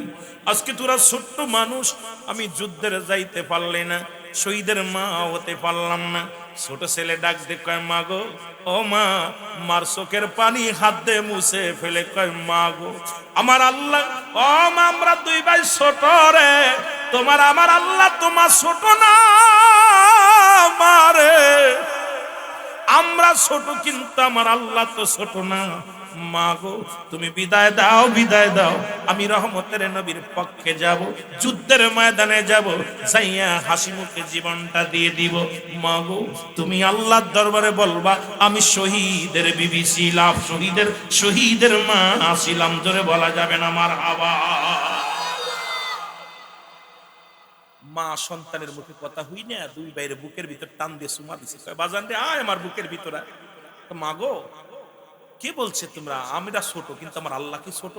যাবো তো আল্লাহর রাস্তায় জিহাদ করতে, আল্লাহর রাস্তায় জীবন দিতে যাব, আমরা ছোটটা কি হয়েছে? মা তুমি বিদায় দাও না, আমরা যাব।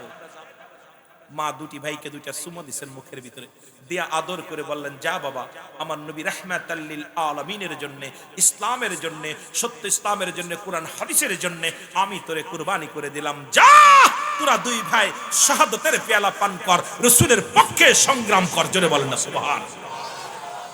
মা বলে এরে বলে মা, আর আমাদের মারা বাড়ি থেকে কইছে যাস না, ঠান্ডা লেগে যাবে না, হারাই যাবে না, যাও দুই সাইডে আইসোর। মা টেনশনে বাঁচতেছে না, ছেলে কি ঘুমাই গেল না কোথায় কেউ নিয়ে গেল, ধরে নিয়ে গেল। এই মা বোন শোন, মাহফিলে পাঠাইবি জোর কইরা, মাহফিলে মসজিদে পাঠাইবি জোর কইরা, জুম্মার দিনে বাইরে পিটাইয়া ধরে হাত পা ভাঙতে দরকারি মসজিদে পাঠাইবা। জোরে বলেন ঠিক কিনা? মা বাবার জন্য ছেলেরা ধর্মভীরু হয়, ফিতরাতের উপরে জন্মগ্রহণ করে সন্তানাদি, মা বাবার কর্মের উপরে। বুড়া গান শুনতে বাপে কাঁধে করে গান শুনতে নিয়ে যায়, আয় বাজারে যায়, কিন্তু মসজিদে নেন। আর আমাদের দেশের কিছু বেহায়াপানা বেয়াদব কিছু ইমাম আছে, যদিও ছোট ছোট বাচ্চারা মসজিদে যায়, কার বাচ্চা নিয়ে আইছো? বলেন ঠিক কিনা? ইমামরে বাদ দেবে না। যে সেক্রেটারি, যে সভাপতি কয় বাচ্চাদের আনলে কিটমিট করে, ওর ওই মসজিদ থেকে বাড়ি তারাই খাদাতে হবে। জোরে বলেন ঠিক কিনা? বালকদের শিক্ষা দিতে হবে, ওরা তো আগামী দিনে আমাদের ভবিষ্যৎ, তুমি চিরদিন বাঁচবা। ও যখন 5 ওয়াক্ত নামাজের বাবার সঙ্গে আসবে, ও নামাজি হয়ে যাবে। ও সিজদার জন্য যখন আজান দেবে, বন্ধু বান্ধবকে ঠেকায় রাখতে পারবে না, শয়তানকে ঠেকায় রাখতে পারবে না। আর তুমি মৌলবী, তুমি মুসল্লি, বড় বুজুর্গ হয়ে গেছো, আসলে কাজ ছেলে পেলে বাড়ি থাক। যেরকম ঠিক কিনা? সেদিনকে একটা ধরিলাম, কথা বুঝছেন?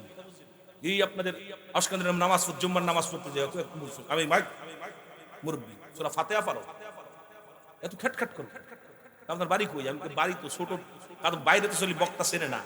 এরপরে মই যে মাস্ক পরা, কথা বুঝছেন? থায় আপনার বাড়ি কই? আমি বাড়ি জানে হোক, খেটখাট করেন কেন? সূরা ফাতিহা পারেন। গুরুগুলো আসছে, এরা আগামী দিন আপনার জানাজা পড়বে, দোয়া পড়বে। এরা তো প্রতিমা দেখতে যাচ্ছে না, এরা গানে যাচ্ছে না, আসছে মসজিদে। ওদেরকে বুঝায় বলেন, যার যার গার্জিয়ান তার তারা কাছে রাখেন। আপনাদের উপদেশ হবে কি? ইমাম সাহেবের উপদেশ হবে, বাজান যারা আপনাদের সন্তান নিয়ে আসছেন, যার যারা কাছে রাখবেন, যেন বিশৃঙ্খলা না করে। যেন বলেন ঠিক কিনা? কিন্তু তা না কয় যারা ফুলাফান, এই ফুলাফান এমন কথা কয়, ফুলাফানরা আব্বাও কয় তোরা যার দরকার নেই, ফুলাফানও কয় আব্বা যাইতাম না। ওরা কয়দিন পরে দেখা যায় খালি গানের প্যান্ডেলে বসে। জোরে কোন ঠিক কিনা? গানের প্যান্ডেলে বসে। এই জন্যই আমি বলবো, এই জন্য সমাজ বাঁচাতে হলে, জাতিকে বাঁচাতে হলে আমাদের সচেতন হতে হবে। জোরে বলেন ঠিক কিনা? সচেতন নাগরিক হওয়া লাগবে। আপনারা যার যার ছেলেগুলো, মেয়েগুলো পর্দায় রাখবেন। মা যখন নামাজ পড়বে, নিজে ওযু করবে, মেয়ের ওযু করাবে, বাধ্যতামূলক। বিশ্বাস করবেন না যে আমার সহকারে জিগেবেন, আমার একটুক বাচ্চা আজান দিলেই মাত্র 2 বছর বয়স। আজ কদিন ঈশান নামাজ পড়তেছে, আজান দিছে, আজান দিলে যায় একা একাই পানি হাত দেবে শুয়ে দৌড়ে এসে সিজদায় পড়ে যায়, রুকুতে সিজদায় পড়ে যায়। কেন আম্মা জান যখনই নামাজে যাবে মেয়েটাকে নিয়ে ছেলেটাকে নিয়ে আগে নামাজ লাগে বসে, অজু নিজে অজু করায় এনে তার সঙ্গে বসায় পড়ায়। আমিও বাড়িতে যখন যাই নামাজে যখন যাই আগে সন্তানের হাত ধরে মসজিদে নিয়ে, কারণ ওরা তো এইগুলো শিক্ষা দিতে হবে। আমরা একদিনে হয়েছে এই কাঁচা কাদা সেনে যা বানাবেন তাই হবে, আর যখন শুকিয়ে যাবে ওটাতে কিছু বানানো যাবে না, ভেঙে যাবে। যেটা বলেন ঠিক কিনা? এই কোমলমতি প্রাণ ছোট্ট ছোট্ট মাসুম বাচ্চাদেরকে শিক্ষা দেওয়ার জন্য মা বাবার ভূমিকা বেশি প্রয়োজন। যেটা বলেন ঠিক কিনা? কিন্তু আমাদের বাপ মা এগুলো খেয়াল করে না, এগুলো চলবে না।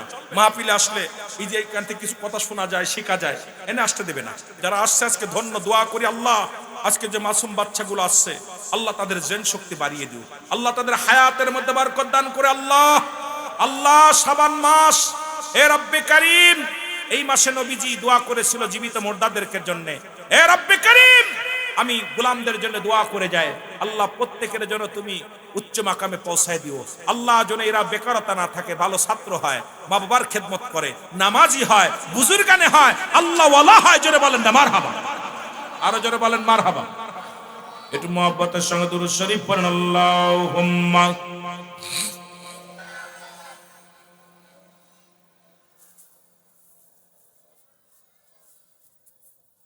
আরো জোরে বলেন ওয়ালা।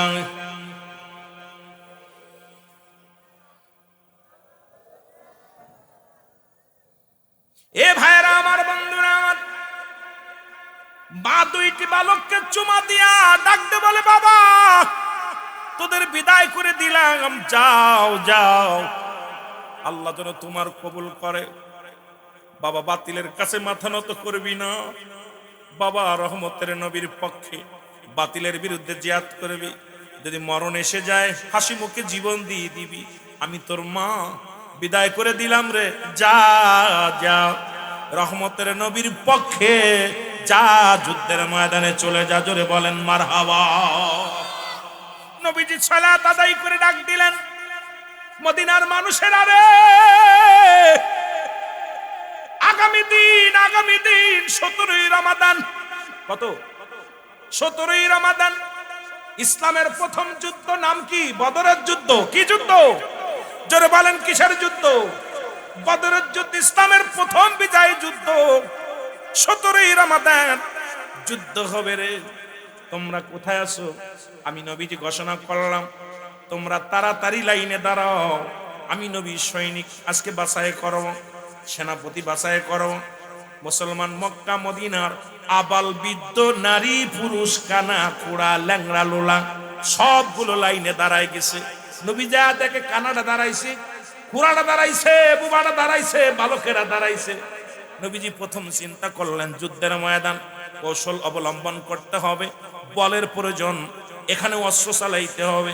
কানাডা গেলে বিপদে পড়ে যাব, খোরাটা গেলে বিপদে পড়ে যাবে, মুসলমান বুবাটা গেলে বিপদে পড়ে যাবে, এগুলো নেওয়া যাবে না। নবী 1 নম্বরে বললেন যারা বালক আছো সবাই লাইন থেকে সরে দাঁড়াও। যারা বালক আছো, সুতরাং যারা সাবাল লোক হও নাই, বালক আছো সবাই লাইন থেকে সরে দাঁড়াও, তোমাদের যুদ্ধে যা লাগবে না। 2 নম্বর যারা বুবা আছো তোমরা লাইন থেকে সরে দাঁড়াও। যারা খোড়া ল্যাংডা লোলা আছো তারা লাইন থেকে সরে দাঁড়াও। যারা বুড়া আছো সরে দাঁড়াও, কারণ যুদ্ধের ময়দানে যাওয়া লাগবে। কারণ বাতিলেরা ওদিকে আবু জেহেল 1000 সৈন্য, 1000 তরবারি, 1000 ঘোড়া নিয়ে মুসলমান তুমুলাকারে ছুটছে, মক্কা মদিনা দখল করবে। মক্কা থেকে ছুটে আসছে, মদিনার অলিগলি দখল করে নিবে, এই চিন্তা তাদের মাথার মধ্যে রওনা হয়ে গেছে। নবী কয় তাড়াতাড়ি নাও। এবার যখন দুটি ভাই ছোট, বড় ভাই আর 2 ভাই, 8 বছরের বালক আর 10 বছরের বালক বলে ভাই রে সর্বনাশ, মা তো বিদায় দিছে, এখন নবী তো মাইনাস করে দিবে, কেমনে যাব যুদ্ধে? আমাদের তো যেতেই হবে। 2 ভাই কেমনে যাওয়া যায়? 2 ভাই বসে বসে চোখের পানি ছেড়ে কান্না শুরু করে দিল। ছোট ভাই বড় ভাইকে ডাকতে কয় ভাই রে কেঁদে কি হবে? নবী তো বালকদের নিবে না, আমরা তো ছোট মানুষ, আমরা যুদ্ধে যাইতে পারবো না, আবু জেহেলকে মারতে পারবো না। আরে আমাদের তো টার্গেট আবু জেহেলকে মারবো, আমার নবীর কষ্ট দিছে, সুতরাং আমাদের তো নবী নিবে না, কি করা যায়? 2 ভাই বসে আছে। ছোট ভাই কয় ভাই কাজ করো। কি কাজ? আমাদের নেবে না, সবাই বাদ দিয়েছে, যাইতেই হবে যুদ্ধে, যে কোনো কৌশলে যেতে হবে। তুমি ওই দেখো, ওই যে পাথরটা দেখছো, ওই পাথরের উপরে দাঁড়াবা, তাহলে তুমি বড় ভাই তুমি আগে দাঁড়াও, ওই মানুষের সামনে যে বড় যারা আছে ওদের মাঝে দাঁড়াই পড়ো, পাথরের উপরে মাফি ঠিক হয়ে যাবা। আর আমি পিছে দাঁড়াইলাম, দেখা যাক কি হয়। রাসূলুল্লাহ সৈন্য নেওয়ার জন্য মাথায় হাত বোলায় বোলায় দিয়া মাপ দিয়ে নিয়ে শুরু করলো। যা দেখে 10 বছরের পোলা দাঁড়িয়ে আছে, কয় বাবা তুমি এখানে লাইনে দাঁড়াইছো কেন? কয় হুজুর যুদ্ধে যাব। নবী কয় তুমি ছোট মানুষ, বাড়ি যাও, তোর আব্বা মার খেদমত করো। বালক বালক হুজুর, মা আব্বা দুনিয়া, বাবা দুনিয়া থেকে আগেই বিদায় নিয়ে চলে গেছে, জনম দুঃখিনী মা জিন্দা আছে, মা জননী হুকুম দিছে, আমার মা অনুমতি দিছে, মার হুকুম নিয়েই তো যুদ্ধে যাওয়ার জন্য আসি। নবী কয় তুমি ছোট মানুষ, তোমার জানা লাগবে না। বলি ইয়া রাসূলুল্লাহ আমাকে লয়ে চলেন, আমি যুদ্ধে যাব। নবী গো, বড় বড় বড় বড় স্বপ্ন আমার মনের ভিতরে, নবী গো আমাকে লয়ে যান, আমি যুদ্ধে শরীক হব, বাতিলের বিরুদ্ধে জিহাদ করব। আমার নবী কয় তুমি ছোট্ট মানুষ, তোমার যা লাগবে না। কয় হুজুর মাপ দেন। কয় বাবা দাঁড়াইছো কই? তোমার যে মাপ দিব, দাঁড়াইছো তুমি টেলার উপরে। কয় হুজুর দাঁড়াইছো তো মাফে হওয়ার জন্য। সুবহানাল্লাহ বলে। নবীজি বলে ভালো, তুমি দাঁড়াইছো কই? হুজুর মাফে হওয়ার জন্য। নবী কয় ছোট মানুষ তো দাঁড়াইছে কোন? টেবিলের পর, কথা বুঝেন? টেবিলের উপরে দাঁড়াইয়া, ধরেন সন্তান ঘাড়ে উঠে আব্বা কিডা বড়, ছেলে কই আব্বা কিডা বড়, এখন কিডা কার মাথা ভরে? ছেলের মাথা ভরে না, সেই অবস্থা হয়েছে না? কাই কিডা বড়? নবীজি কয় বাবা তুমি ছোট মানুষ, বাড়ি যাও। কয় হুজুর আমারে মাপ দেন না। মাপ দেন, মাফে দেখেন। নবী মাপ দিছে, হাত দিয়ে দেখেন মাপে তো ঠিক আছে। সুবহানাল্লাহ বলেন না? দাঁড়াইছো কই? মাপে ঠিক আছে, দাঁড়াইছো কই? কয় হুজুর যুদ্ধে যাওয়ার জন্য। সুবহানাল্লাহ বলেন না? ইয়া রাসূলুল্লাহ আমাকে একটু নেন দয়া করে, আমি যাব। হুজুর আমি যাব। নবীজির আবেগ দেখে নবীজি বলেন যা তুই সিলেট। সুবহানাল্লাহ বলেন না? দিছি একটা সিলেট করে 10 বছর। কয় বছর? 10 বছর ওটা সিলেট হয়ে গেল। ছোট ভাই দূর থেকে তাকায় দেখে বড় ভাই এলাও হয়েছে, এখন আমার ফালা। উনি দৌড়ে যে লাইনের মধ্যে দাঁড়ায় গেছে, নবীজি মাপতে মাপতে যায় দেখে ছোটটা। কয় বাবা তুমি দাঁড়াইছো? কয় হুজুর যুদ্ধে যাব। কয় তুই ছোট মানুষ আব্বা, ছোট মানুষ, তুমি বাড়ি যাও। হুজুর বাড়িতে ছুটি নিয়ে আইছি। কয় তোমার আব্বা মার খেদমত করো। কয় হুজুর আব্বা মারা গেছে, মা তো অনুমতি দিছে। সুবহানাল্লাহ বলেন না? তো বাবা তুমি ছোট মানুষ, মার খেদমত করো, যাও। কয় মা তো বিদায় দিছে হুজুর, আমাকে লন না, আমি যুদ্ধে যাব। নবীজি কয় তুমি ছোট মানুষ। কয় হুজুর ওইটা নিছেন না? কয় হ ওটা নিছি। কয় হুজুর ওটা তো ওটার বয়স 10 বছর। কয় বছর? জোরে বলেন না, কয় বছর? বলছে হুজুর ওইটার বয়স 10 বছর, আমার বয়স 8 বছর, ওটা আমার বড় ভাই। সুবহানাল্লাহ বলেন না? হুজুর ওইটা নিছেন 2 বছরের বড় বিলে নিছেন, আমার নিবেন না? নবী কয় একটু দেখতে শুনতে বড়। কয় হুজুর যুদ্ধের গেলে কি লাগে? কয় বল লাগে, শক্তি লাগে, অস্ত্র চালাইতে হয়, তারপরে সাহস লাগে। কয় হুজুর আমার সব আছে। সুবহানাল্লাহ বলেন না?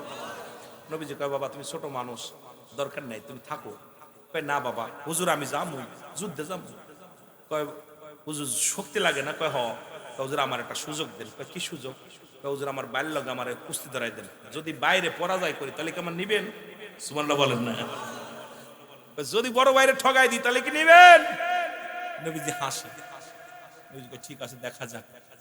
দৌড়ে এসে বড় ভাইয়ের কাছে, ভাই আপনাদের ভাই তুই তো আমার তো বয়সে 2 বছরের বড়, তোর বয়স 10, আমার বছর 8, তুই আমার ধরলে কেমন পারবানে? তুই কিন্তু আসতে ধরবি, কথা বুঝলি? নবী দূর থেকে গেলে শুনতেছে খেলা, 2 ভাই কই ভাই তুই তো জোরে ধরলে আমি পারতাম না, তুই আসতে ধরবি, তোর গায়ে বল বেশি, তুই উঁচু লম্বা বেশি, তুই আমার আসতে ধরবি, তোর ধাক্কা দিয়ে ফেলে দিব, আমি যুদ্ধে যাবো। জোরে কন্যা সুবহানাল্লাহ। নবীজি খালি হাসে, খেলা দেখে 2 ভাই। নবীর প্রেম কারে বলে রে? রাত 1:30 বাজে দেয় এখনো পোলাপান বয়ে আছে, মারহাবা বলেন না? এই তো প্রকৃত নবীর প্রেম, নবীর সৈনিক, যারা বলেন ঠিক কিনা? রাসূলুল্লাহ 2 বার ফিসফিস করে হালাপ শুনে। নবী কয় রেডি নি? কয় হ। ধরো। ছোট ভাই বড় ভাইরে ধাক্কা দে, বড় ভাই এরকম হাত ধরছে, ছোট ভাই ধাক্কা দিয়ে ফেলে দিয়ে বুকের পর বসে ইয়া রাসূলুল্লাহ, যারা বলেন না মারহাবা। নবীজি কয় তুই সিলেট। সুবহানাল্লাহ বলেন। 2 ভাই সিলেট হইছে। নবীজি সাহাবীদের সব নিয়ে গুনতেছে, গুনতে গুনতে দেখে 313 জন। কয়জন? এই আলা হইছে কয়জন? জোরে বলেন কয়জন? 313 জন। তার ভিতর বালক আছে 2টা। কয়টা? 10 বছরের একটা, 8 বছরেরটা। নবীজি গুইনা গুইনা দেখে, এখন চিন্তা করতে চাল্লাম, মানুষ তো পাইলাম 313 জন, কাফেরদের কয়জন? জোরে বলেন কত হাজার? 1000। আর মুসলমানদের 313 জন।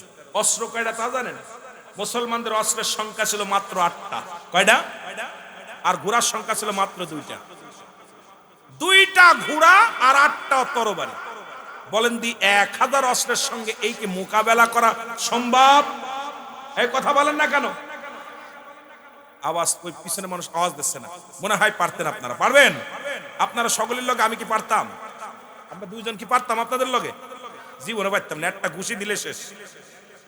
রসুলের অস্ত্রের সংখ্যা হলো মাত্র 8টা, তরবারির সংখ্যা হলো 8টা, ঘোড়ার সংখ্যা হলো 2টা মাত্র। নবীজি সাহাবীদেরকে নিয়ে বসে কান্দার বলে, রব্বে কারীম, ও আমার আল্লাহ,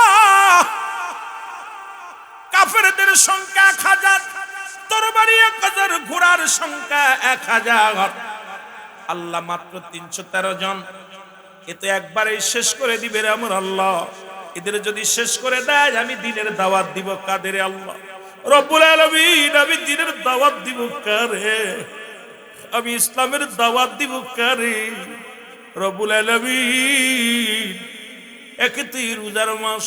নবীজি ডাক দিলেন, সাহাবীদের ডাক দে, বলেন সাহাবীরা তুমি কি রোজা আছো? কয় জি হুজুর। কি খাইছো? একটা কুরমা খেয়ে রোজা আছি। তুমি কি রোজা? কয় জি হুজুর। একটা খেজুর খেয়ে রোজা আছি।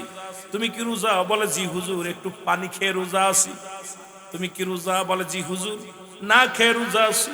তুমি কি রোজা? বলে জি হুজুর, না খেয়ে রোজা আছি। নবীজি চোখের পানি ধরে রাখতে পারে নাই। নবীজি দর দর করে চোখের পানিগুলো সেরে সেরে কান্দার বলে, রব্বে কারীম, এই 313 জনের মধ্যে অধিকাংশই রোজা, তাও আবার অনাহারে, কেউ পানি খেয়ে, কেউ না খেয়ে রোজা আছে রে আমার আল্লাহ। এদেরকে যদি শেষ করে দাও, আমি দ্বীনের দাওয়াত দিব কারে? আমি নবী কার কাছে কালেমার দাওয়াত নিয়ে যাব? আমি নবী কার কাছে বলবো রে আমার আল্লাহ, আমার আল্লাহ, এদেরকে তুমি শেষ করে দিলে আমি কোথায় যাব? আমার আল্লাহ বলে, জিবরিল তাড়াতাড়ি যা, আমার নবীর চোখে পানি রে। ওদিকে কাফেরেরা 1000 সৈন্য নিয়ে ঘেরোয়া করে ফেলতেছে, তাড়াতাড়ি যাও। আমার নবী যেন তাড়াতাড়ি যুদ্ধে যোগ দেয়, তাড়াতাড়ি যুদ্ধের হুকুম দিয়ে দেয়। জোরে জোরে চিল্লায় বলা যাবে না মারহাবা। জিবরিল আমিন এসে সালাম দেয়, আসসালামু আলাইকুম ইয়া রাসূলুল্লাহ, ইয়া হাবিবাল্লাহ। নবী কয় আলাইকুম আসসালাম। বলে জিবরিল আমিন এখন কেন আসছো? বলে হুজুর, আপনার কাছে রব্বে কারীম আমারে পাঠায়া দিছে। জিবরিল আমিন বলে, আমার আপনার কাছে পাঠিয়েছে আল্লাহ। নবী বলে, জিবরিল এখন কিসের জন্য আসছো? এখন তো শত্রুপক্ষ সামনে হানা দিতেছে, এখন যুদ্ধ শুরু হবে, তুমি কেন আসছো? বলে হুজুর, আপনি তাকায়া দেখেন, এত পেরেশানিত কেন, এখন চিন্তিত কেন? আপনি তাকায়া দেখেন, আমি 3000 সৈন্য নিয়ে আমি আসমান থেকে আপনার কাছে আগমন করেছি। জোরে বলেন মারহাবা। রাসূলুল্লাহ তাকায়া দেখে 3000 সৈন্য, 3000 ফেরেশতা, প্রত্যেকের আছে তরবারি, প্রত্যেকের জামা গায়ে মুসলমান সনদ, প্রত্যেকের অস্ত্র মুসলমান, যুদ্ধের সরঞ্জাম, প্রত্যেকের কাছে। নবীজি একটা মিষ্টি হাসি দিলেন। এবার জিবরিল বলে, হুজুর শুধু 3000 নয়, এই 3000-এর কমান্ডার বানায় আমারে পাঠাইছে, আমি হব এদের সেনাপতি। আপনি হবেন 313 জনের সেনাপতি, আমি হব 3000 সেনাপতির সৈনিক। এই 3000 সৈন্যের সৈনিকদের সেনাপতি ইয়া রাসূলুল্লাহ, ইয়া হাবিবাল্লাহ। আর 5000 রব্বুল আলামিন মজুদ রাখছে গোডাউনে, আপনি খালি হুকুম দিলেই চলে আসবে। যদি লাগে নবী বলেন ওরা আসবেনি। দেখো হুজুর, 3000 নিয়ে আমি চলে আইছি, আর 5000 আল্লাহ পাক প্রস্তুতি করে রাখছে, খালি আপনি ডাক দিলেই চলে আইবে। আসতে কমু? সুবহানাল্লাহ বলেন না? কত হাজার? মোট 8000। কয় হাজার? 3 আর 5 8000 ফেরেশতা। 5000 প্রস্তুতি আছে, 3000 যুদ্ধের ময়দানে। নবী বললেন, সাহাবীরা রে ঝাঁপিয়ে পড়ো, ঝাঁপিয়ে পড়ো, যুদ্ধ শুরু হয়ে গেল। 8 বছর আর 10 বছরের বালক দুটি ময়দান দিয়ে শুধু দৌড়ায়, ঘোড়ার খুরের নিচে পায়ের নিচে পড়ে আছে। ছোট মানুষ খালি ঘোড়ার পাত পাল্টে দড়ি মারে আর খালি জিগায় বাইরে আবু জেহেল কিডা, এর জিগায় ভাই আবু জেহেল কিডা। এদিক যুদ্ধ মানুষ মরে যাচ্ছে আর ওরা খালি আবু জেহেল খুঁজতে দুবে। ওদের টার্গেট তার কারণ না, খালি আবু জেহেল। কথা বুঝছেন? খুঁজতেছে। যুদ্ধ শুরু হয়ে গেল তুমুল আকারে। মুসলমানদের 14 জন শাহাদতের পেয়ালা পান করলেন। কয়জন? 14 জন শাহাদতের পেয়ালা পান করলেন, শহীদ হয়ে গেলেন। কাফেরদের 70 জন বন্দী হল, 70 জন মৃত্যুবরণ করলেন। যুদ্ধ শুরু হয়ে গেল তুমুল আকারে। একজন বলে, বালকেরা রে, তোমরা আবু জেহেলকে কেন খোঁজো? আমরা একটু দেখবো। দুটি ভাইয়ের হাতে 2টা তরবারি, ছুটে চলছে। বলে, ওই যে দেখো আবু জেহেল বড় ঘোড়ার উপরে বসে আছে। 2 ভাই এক দড়ি চলে গেলেন, যা দেখে রে তরবারি দিয়া হাঁকাইতে ছিল, একটা কবু লাগে না। কারণ ঘোড়ার উপরে বসে আছে আবু জেহেল, অনেক কুসই, সোয়া পায় না, মুসলমান নাগাল পায় না। এখন কেমনে তারে মারবে? বড় ভাই আর ছোট ভাই যুক্তি করে, হারে বড় স্বপ্ন নিয়ে আসলাম আবু জেহেলকে মারার জন্য, এখন তো তারে সোয়াই পাই না, কেমনে মারবো? ছোট ভাই ডাক দে, বলে, ভাই রে, তুই সামনে থেকে ঘোড়ার পা কেটে দিবি, আমি পিছন থেকে মারবো। ছোট ভাইকে, ভাই কি ওরে তো সোয়া পাইতেছি না, ঘোড়ার পায়ের মধ্যে কোপ দিয়ে কেটে দিবা। ঘোড়ার পা কেটে গেলে ঘোড়া পড়ে যাবে, আর ঘোড়া যেই পড়ে যাবে আর আমি পিছনতে ছাড়িয়ে দেবো। যে কথা সেই কাজ। বড় ভাই কি করছে? ঘোড়ার পার মধ্যে কোপ মারছে, আর ছোট ভাই পিছনতে যে আবু জেহেলের ঘাড়ে মেরে দিচ্ছে। ছোট ভাইয়ের ঘাড়ের মধ্যে যখন ছোট ভাই মেরে দিচ্ছে, পিছন থেকে আবু জেহেলের শালিকরামা, এ যুবক শুনে নাও, আসে ছোট ভাইয়ের হাতের মধ্যে একটা কোপ লাগায় দিছে। ডান হাতটা ঝরে পড়ে গেছে, সামান্য একটু চামড়ার মধ্যে আছে, লেগে আছে। ডান হাতের তরবারিটা বাম হাতের মধ্যে নিয়ে বলে, ইয়া রাসূলুল্লাহ, ইয়া হাবিবাল্লাহ, নবী গো,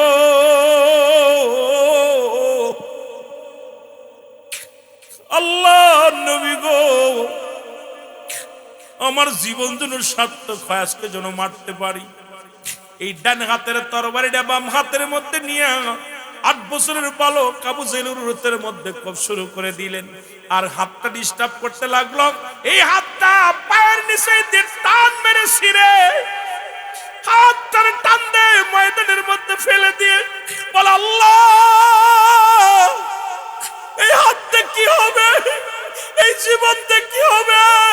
যেখানে ইসলামকে রক্ষা করার জন্য কুরবানি করে দিলাম। মুসলমান শুনে নাও, এবার বাম হাত আবু জেহেলের গায়ের মধ্যে শুরু করে দিল কোপ। আবু জেহেলের শালিকরামা 2 ভাইকে কতল করে দুনিয়া থেকে বিদায় করে দিল। রাসূলুল্লাহ লাশগুলো নিয়ে আসলেন, এই 14 জন সাহাবীর লাশ, তার মধ্যে ওই মাসুম 2টি বাচ্চার 2টি লাশ। রাসূলুল্লাহর সামনে যখন লাশগুলো আনা হলো, শহীদের লাশগুলো আনা হলো, আমার নবীজি বারবার চোখের পানি ছেড়ে চিৎকার মারতে লাগলো। সাহাবীরা বলে, হুজুর শান্ত হন, শান্ত হন। আমার নবী কয়, সাহাবীরা, আমি কি বুকে ধারণ করবো, কেমনে শান্ত হবো? এই মাসুম বাচ্চা দুটো তোমরা দেখছো নি? এই বালক দুটি 8 বছর 10 বছর 2টি বালক আমি নবীরে ভালোবেসে জীবন দিয়ে গেল। আমি নবীরে ভালোবাসার প্রতিফল শাহাদাতের পেয়ালা পান করলো। নবীজি বালক দুটের লাশ বুকের মধ্যে নিয়ে হাউমাউ করে কান্দার বলে, আল্লাহ, আজকে 14 জন শহীদ হয়েছে, এই 14 জনের মধ্যে মাসুম বাচ্চা দূরে চলে গেছে, আমি নবীরে ভালোবেসে।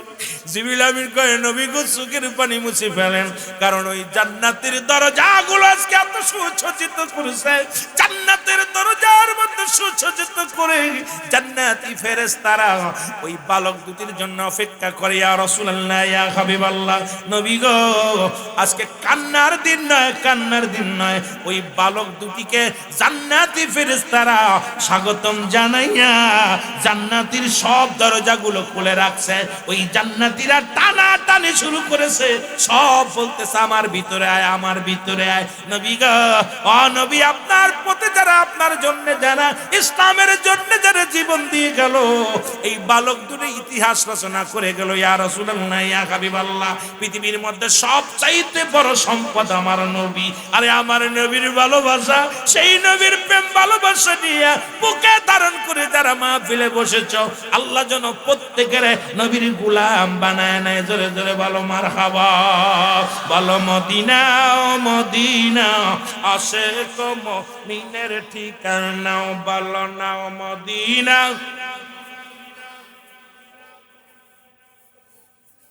আরো জোরে জোরে বলো মদিনা। আয় হাই দিদার ছেড়ে কদো তোমরা, দিদার ছেড়ে কদো তোমরা, হও না নবীর দিওয়ানা মদিনা। আরো জোরে জোরে বলো মদিনা মদিনা আশিক মুমিনের ঠিকানা, বলো না মদিনা।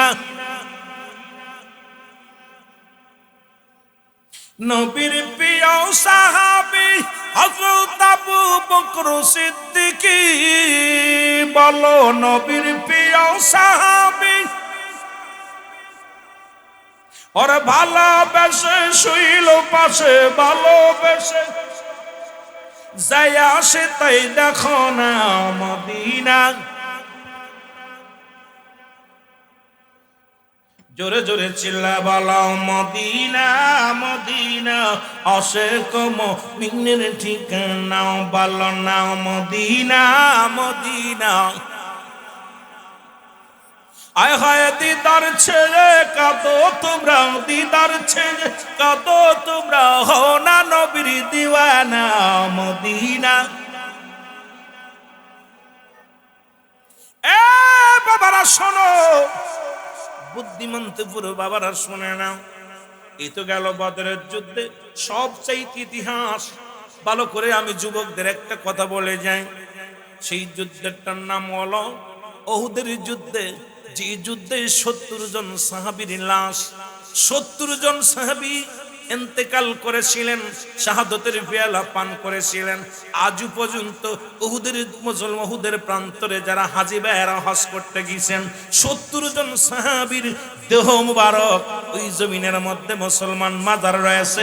সুতরাং শুনে নেন, উহুদের যুদ্ধে নবীজি যুদ্ধের ঘোষণা করে দিলেন। পৃথিবীর ইতিহাসে সবচাইতে কঠিন যুদ্ধ হলো উহুদের যুদ্ধ।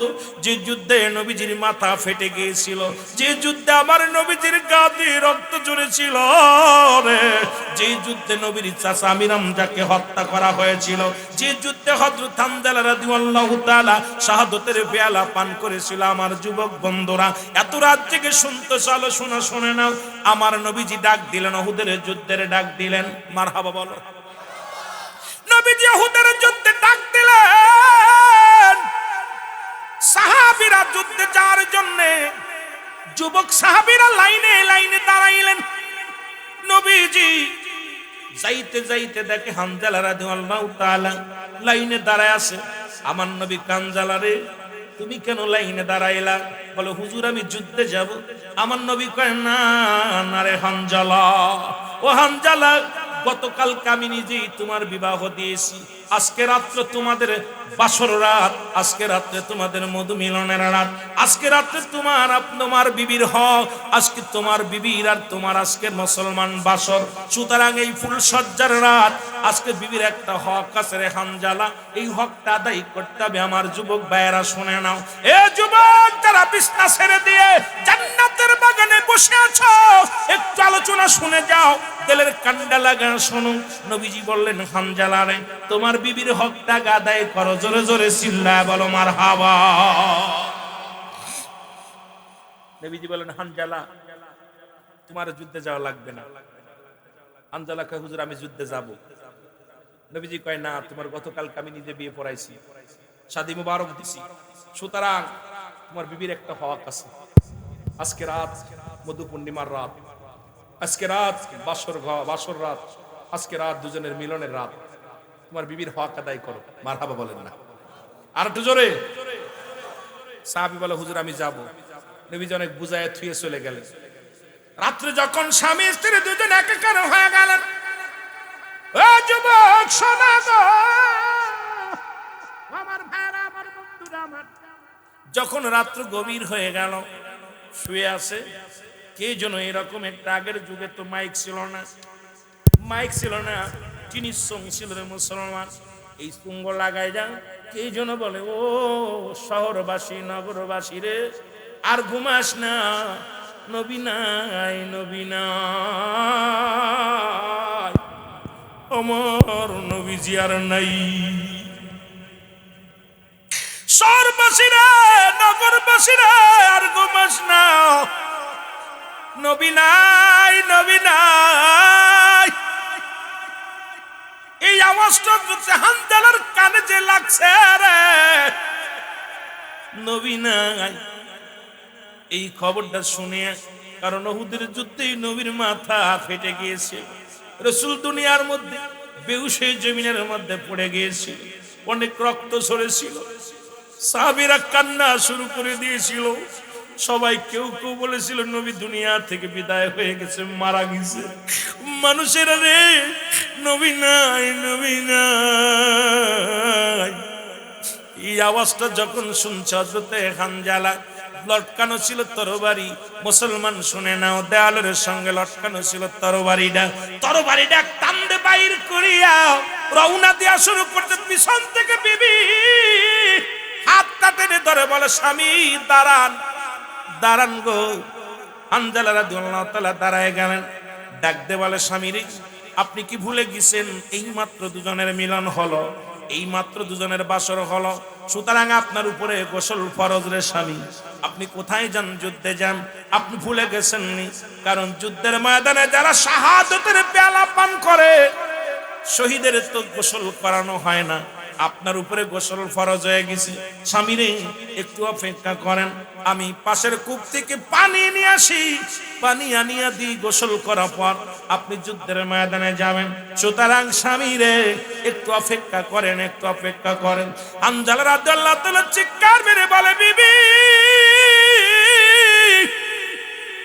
আমার নবী যদি না থাকে রে কিসের গোসল, ও বিবি কিসের ফরজ গোসল রে, কার জন্য আমি গোসল করব রে বিবি, কার জন্য আমি গোসল করব, তুমি কি শুনতে পাও না আমার নবী নাই, নবী নাই, মদিনা যাইতে পারলাম না, মদিনা দেখতে পারলাম না, মদিনা যাইতে পার। ও নবীর পাগলেরা বলে নবীজির দিদার পাইলাম না, নবীজির দিদার পাইলাম না, নবীজির দিদার পাইলাম না রে, আমি কোথায় আছেন গো মায়ার নবী,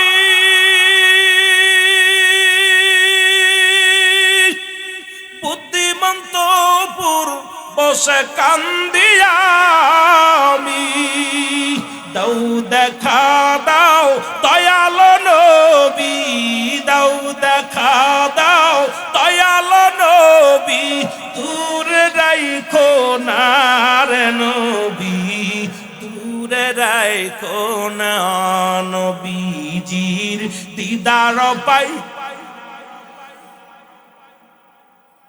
এরে মহব্বতে বলেন নবীজির দিদার পাইলাম না, গোলামে দিদার পাইলাম না রে, আমি মৌলাই যদি দিতরে পাখা, উইরা যাইতাম ওই মদিনা, বলো মৌলাই যদি দিতরে পাখা, আমি উইরা যাইতাম ওই মদিনা, গরিব কুলে জন্ম আমার,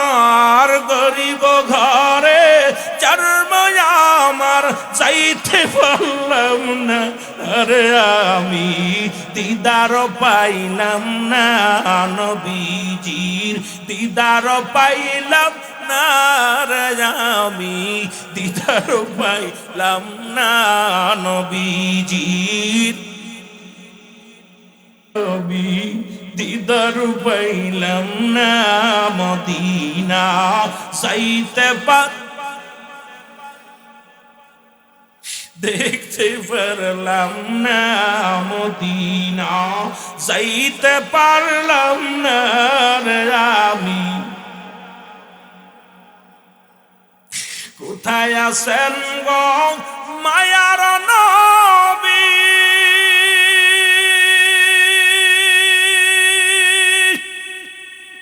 একবার দিদার দেন গো আপনি,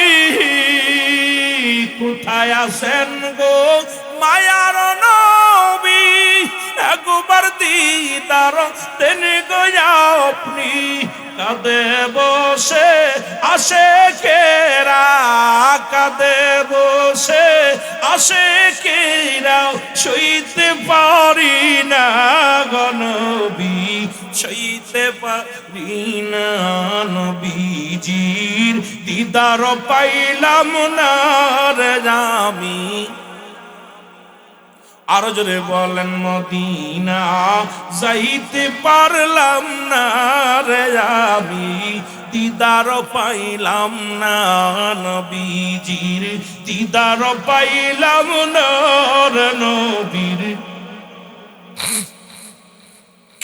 এ দুনিয়ার মুসলমান যুদ্ধের মাঝে চলে গেল রে, অনেকগুলো সৈন্যকে কতল করিয়া হানজালা রাদিয়াল্লাহু তাআলা শাহাদাতের পেয়ালা পান করল। নবী ডাক দিয়ে বলেন, সাহাবীরা রে আয়, ওই সাহাবীদের লাশগুলো নিয়ে আয়। আনা হলো 70 জন শহীদের লাশ। কতজন? জোরে বলেন কতজন? 70 জন সাহাবীর লাশ আনা হলো। এর মধ্যে রাসূলের চাচা আমিরে হামজা, যাকে দুনিয়ার ইতিহাসে সবচেয়ে বেশি কষ্ট দিয়েছিল রে মুসলমান, আবু জেহেল। মুসলমান শোনো, রাসূল পাক সাল্লাল্লাহু আলাইহি ওয়াসাল্লামের চাচা আমিরে হামজা, তাকে হত্যা করে তার ঠোঁট দুটো কেটে নেওয়া হয়েছিল, তার জিহ্বা কেটে নেওয়া হয়েছিল, তার কান কেটে নেওয়া হয়েছিল, নাক কেটে দেওয়া হয়েছিল, তার মুসলমান চোখ দুটো তুলে নেওয়া হয়েছিল। পৃথিবীর ইতিহাসে হাত দুটো কেটে নেওয়া হয়েছিল, পা দুটো কেটে ফেলা হয়েছিল। সবচাইতে বড় কষ্ট আবু লাহাবের বিবি হিন্দা, মুসলমান সবচেয়ে নিষ্ঠুর মহিলা, ইতিহাসের মধ্যে সবচেয়ে ভয়ঙ্কর মহিলা হিন্দা। আমার বন্ধুগণ শোনো, হযরত আমির হামজার কলিজাটা বুকটা ফারিয়া, কলিজাটা বাইর করিয়া তাজা চিবিয়ে চিবিয়ে খেয়েছিল। আরে মুসলমান শোনো রে, আজকে তোমরা কেন আজকে এত বাহাদুরি করো? আমির হামজার লাশ দেখে নবী সহ্য করতে পারে না, নবী বারবার জমিনের ভিতরে পড়ে যায়, সাহাবীরা তারা তুলে উঠায়। আমার নবী কয়, তোরা দেখছো নি রে আমার চাচার কত বিক্ষত দেহ, আমার নবীজির চাচার বুকটা ফাড়িয়া কলিজাটা বাইর করে হিন্দা চাবিয়ে খেয়েছিল। আর আমার নবীর চাচা আমির হামজাকে যিনি হত্যা করেছিলেন, ওনার নাম ছিল ওয়াসি। উনি সর্বশেষ ইসলাম ধর্ম কবুল করেছিল। আমার নবীজি বলতো, ওয়াসি তুমি আমার সামনে আসবা না, কারণ তোমাকে দেখলে আমি সহ্য করতে পারি না। আমার চাচা আমির হামজার কথা মনে পড়ে যায়, কারণ আমি বড় কষ্ট পাই, আমি বড় কষ্ট পাই রে আমার চাচার। ওই দেখো, যখন আমার চাচার দেহ কেন আমার চোখের সামনে ভেসে ওঠে, আমি আর সইতে পারি না রে মুসলমান। শুনে নাও, গভীর মনোযোগ। এবার নবীজি সাহাবীদের লাশগুলো তুলে আনতে বললেন। সাহাবীদের লাশগুলো আনা হলো। নবী ডাকতে কয়, সাহাবীরা রে কত জনের লাশ আনছো? বলে, হুজুর 70 জন শাহাদাতের পেয়ালা পান করেছে।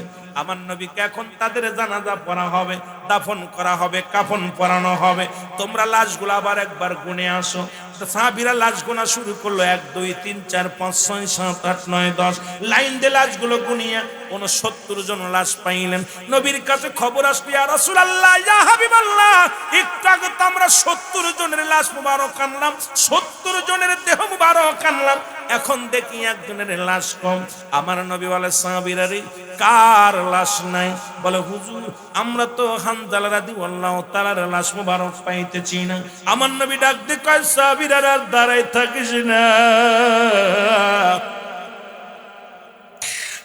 আমি নবীর চাচা আমির হামজাকে কিভাবে নির্মম ভাবে হত্যা করেছে আমি নবী সইতে পারি না।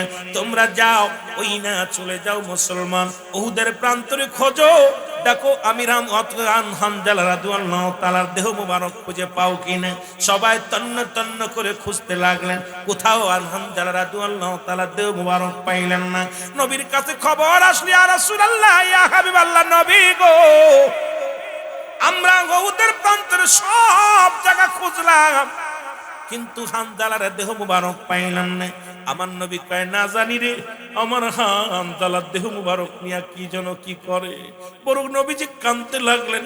সাহাবীরা বলে হুজুর সব লাশের দেহ মুবারক পাইলাম কিন্তু হানজালার বডিখানা পাইলাম না। আমার নবীজি এবার ডান দিকে তাকাইলেন, বাম দিকে তাকাইলেন, পিছনের দিকে তাকাইলেন, সামনের দিকে তাকাইলেন। রাসূলুল্লাহ যখন আরশ মাওলার দিকে তাকাইলেন, তাকায়া দেখে রে মুসলমান আসমানি ফেরেশতারা হযরতে হানজালা জান্নাতি পানি দিয়া গোসল করাইতেছে। জোরে জোরে চিল্লায়া বলা যাবে না মারহাবা। রাসূলুল্লাহ উপর দিকে তাকাইয়া একটা মিষ্টি হাসি দিছে। সাহাবীরা বলে হুজুর আপনার মাথা ফাটা, রক্ত বাইর হচ্ছে, এত কষ্ট আপনি আক্রান্ত হয়েছে, এরপর আপনার চাচা হত্যা করেছে সেই সহ্য করতে পারতে সাহাবীরা ইন্তেকাল করছে, হুজুর আপনি এর মধ্যে হাসতেছেন। নবী বলে আমি যা দেখি তোমরা তা দেখো না। সাহাবীরা আমি যা দেখতে তোমরা তা দেখো না। হানজালা আবার নবী আবার উপর দিকে আবার তাকালেন, তাকানোর পর দেখে ৭০,০০০ ফেরেশতা, ফেরেশতারা ইমামতিতে ৭০,০০০ ফেরেশতারা আসমানের অলিগলির মধ্যে দাঁড়াইয়া দাঁড়াইয়া হানজালার জানাজা পড়তেছে। জোরে বলেন না সুবহানাল্লাহ, আরো জোরে বলেন না। রাসূল পাক সাল্লাল্লাহু আলাইহি ওয়াসাল্লাম এবারে হাসিটা একটু জোরে দিলেন, রাসূলের মুখ থেকে হাসিটা ফুটছে। সাহাবীরা বলে ইয়া রাসূলুল্লাহ, ইয়া হাবিবাল্লাহ একবার দেখলাম আপনি মৃদু হাসলেন, আবার একটু জোরে হাসলেন, কারণটা কি? আমার নবী বলে আমি যা দেখি তোমরা তা দেখো না, আমি যা বলি তোমরা তা শোনো, আমি যা দেখি তোমরা তা দেখো না। এইবার তোমরা লাশটা গোনো। রাসূলুল্লাহ বলেন তোমরা লাশগুলো গোনো।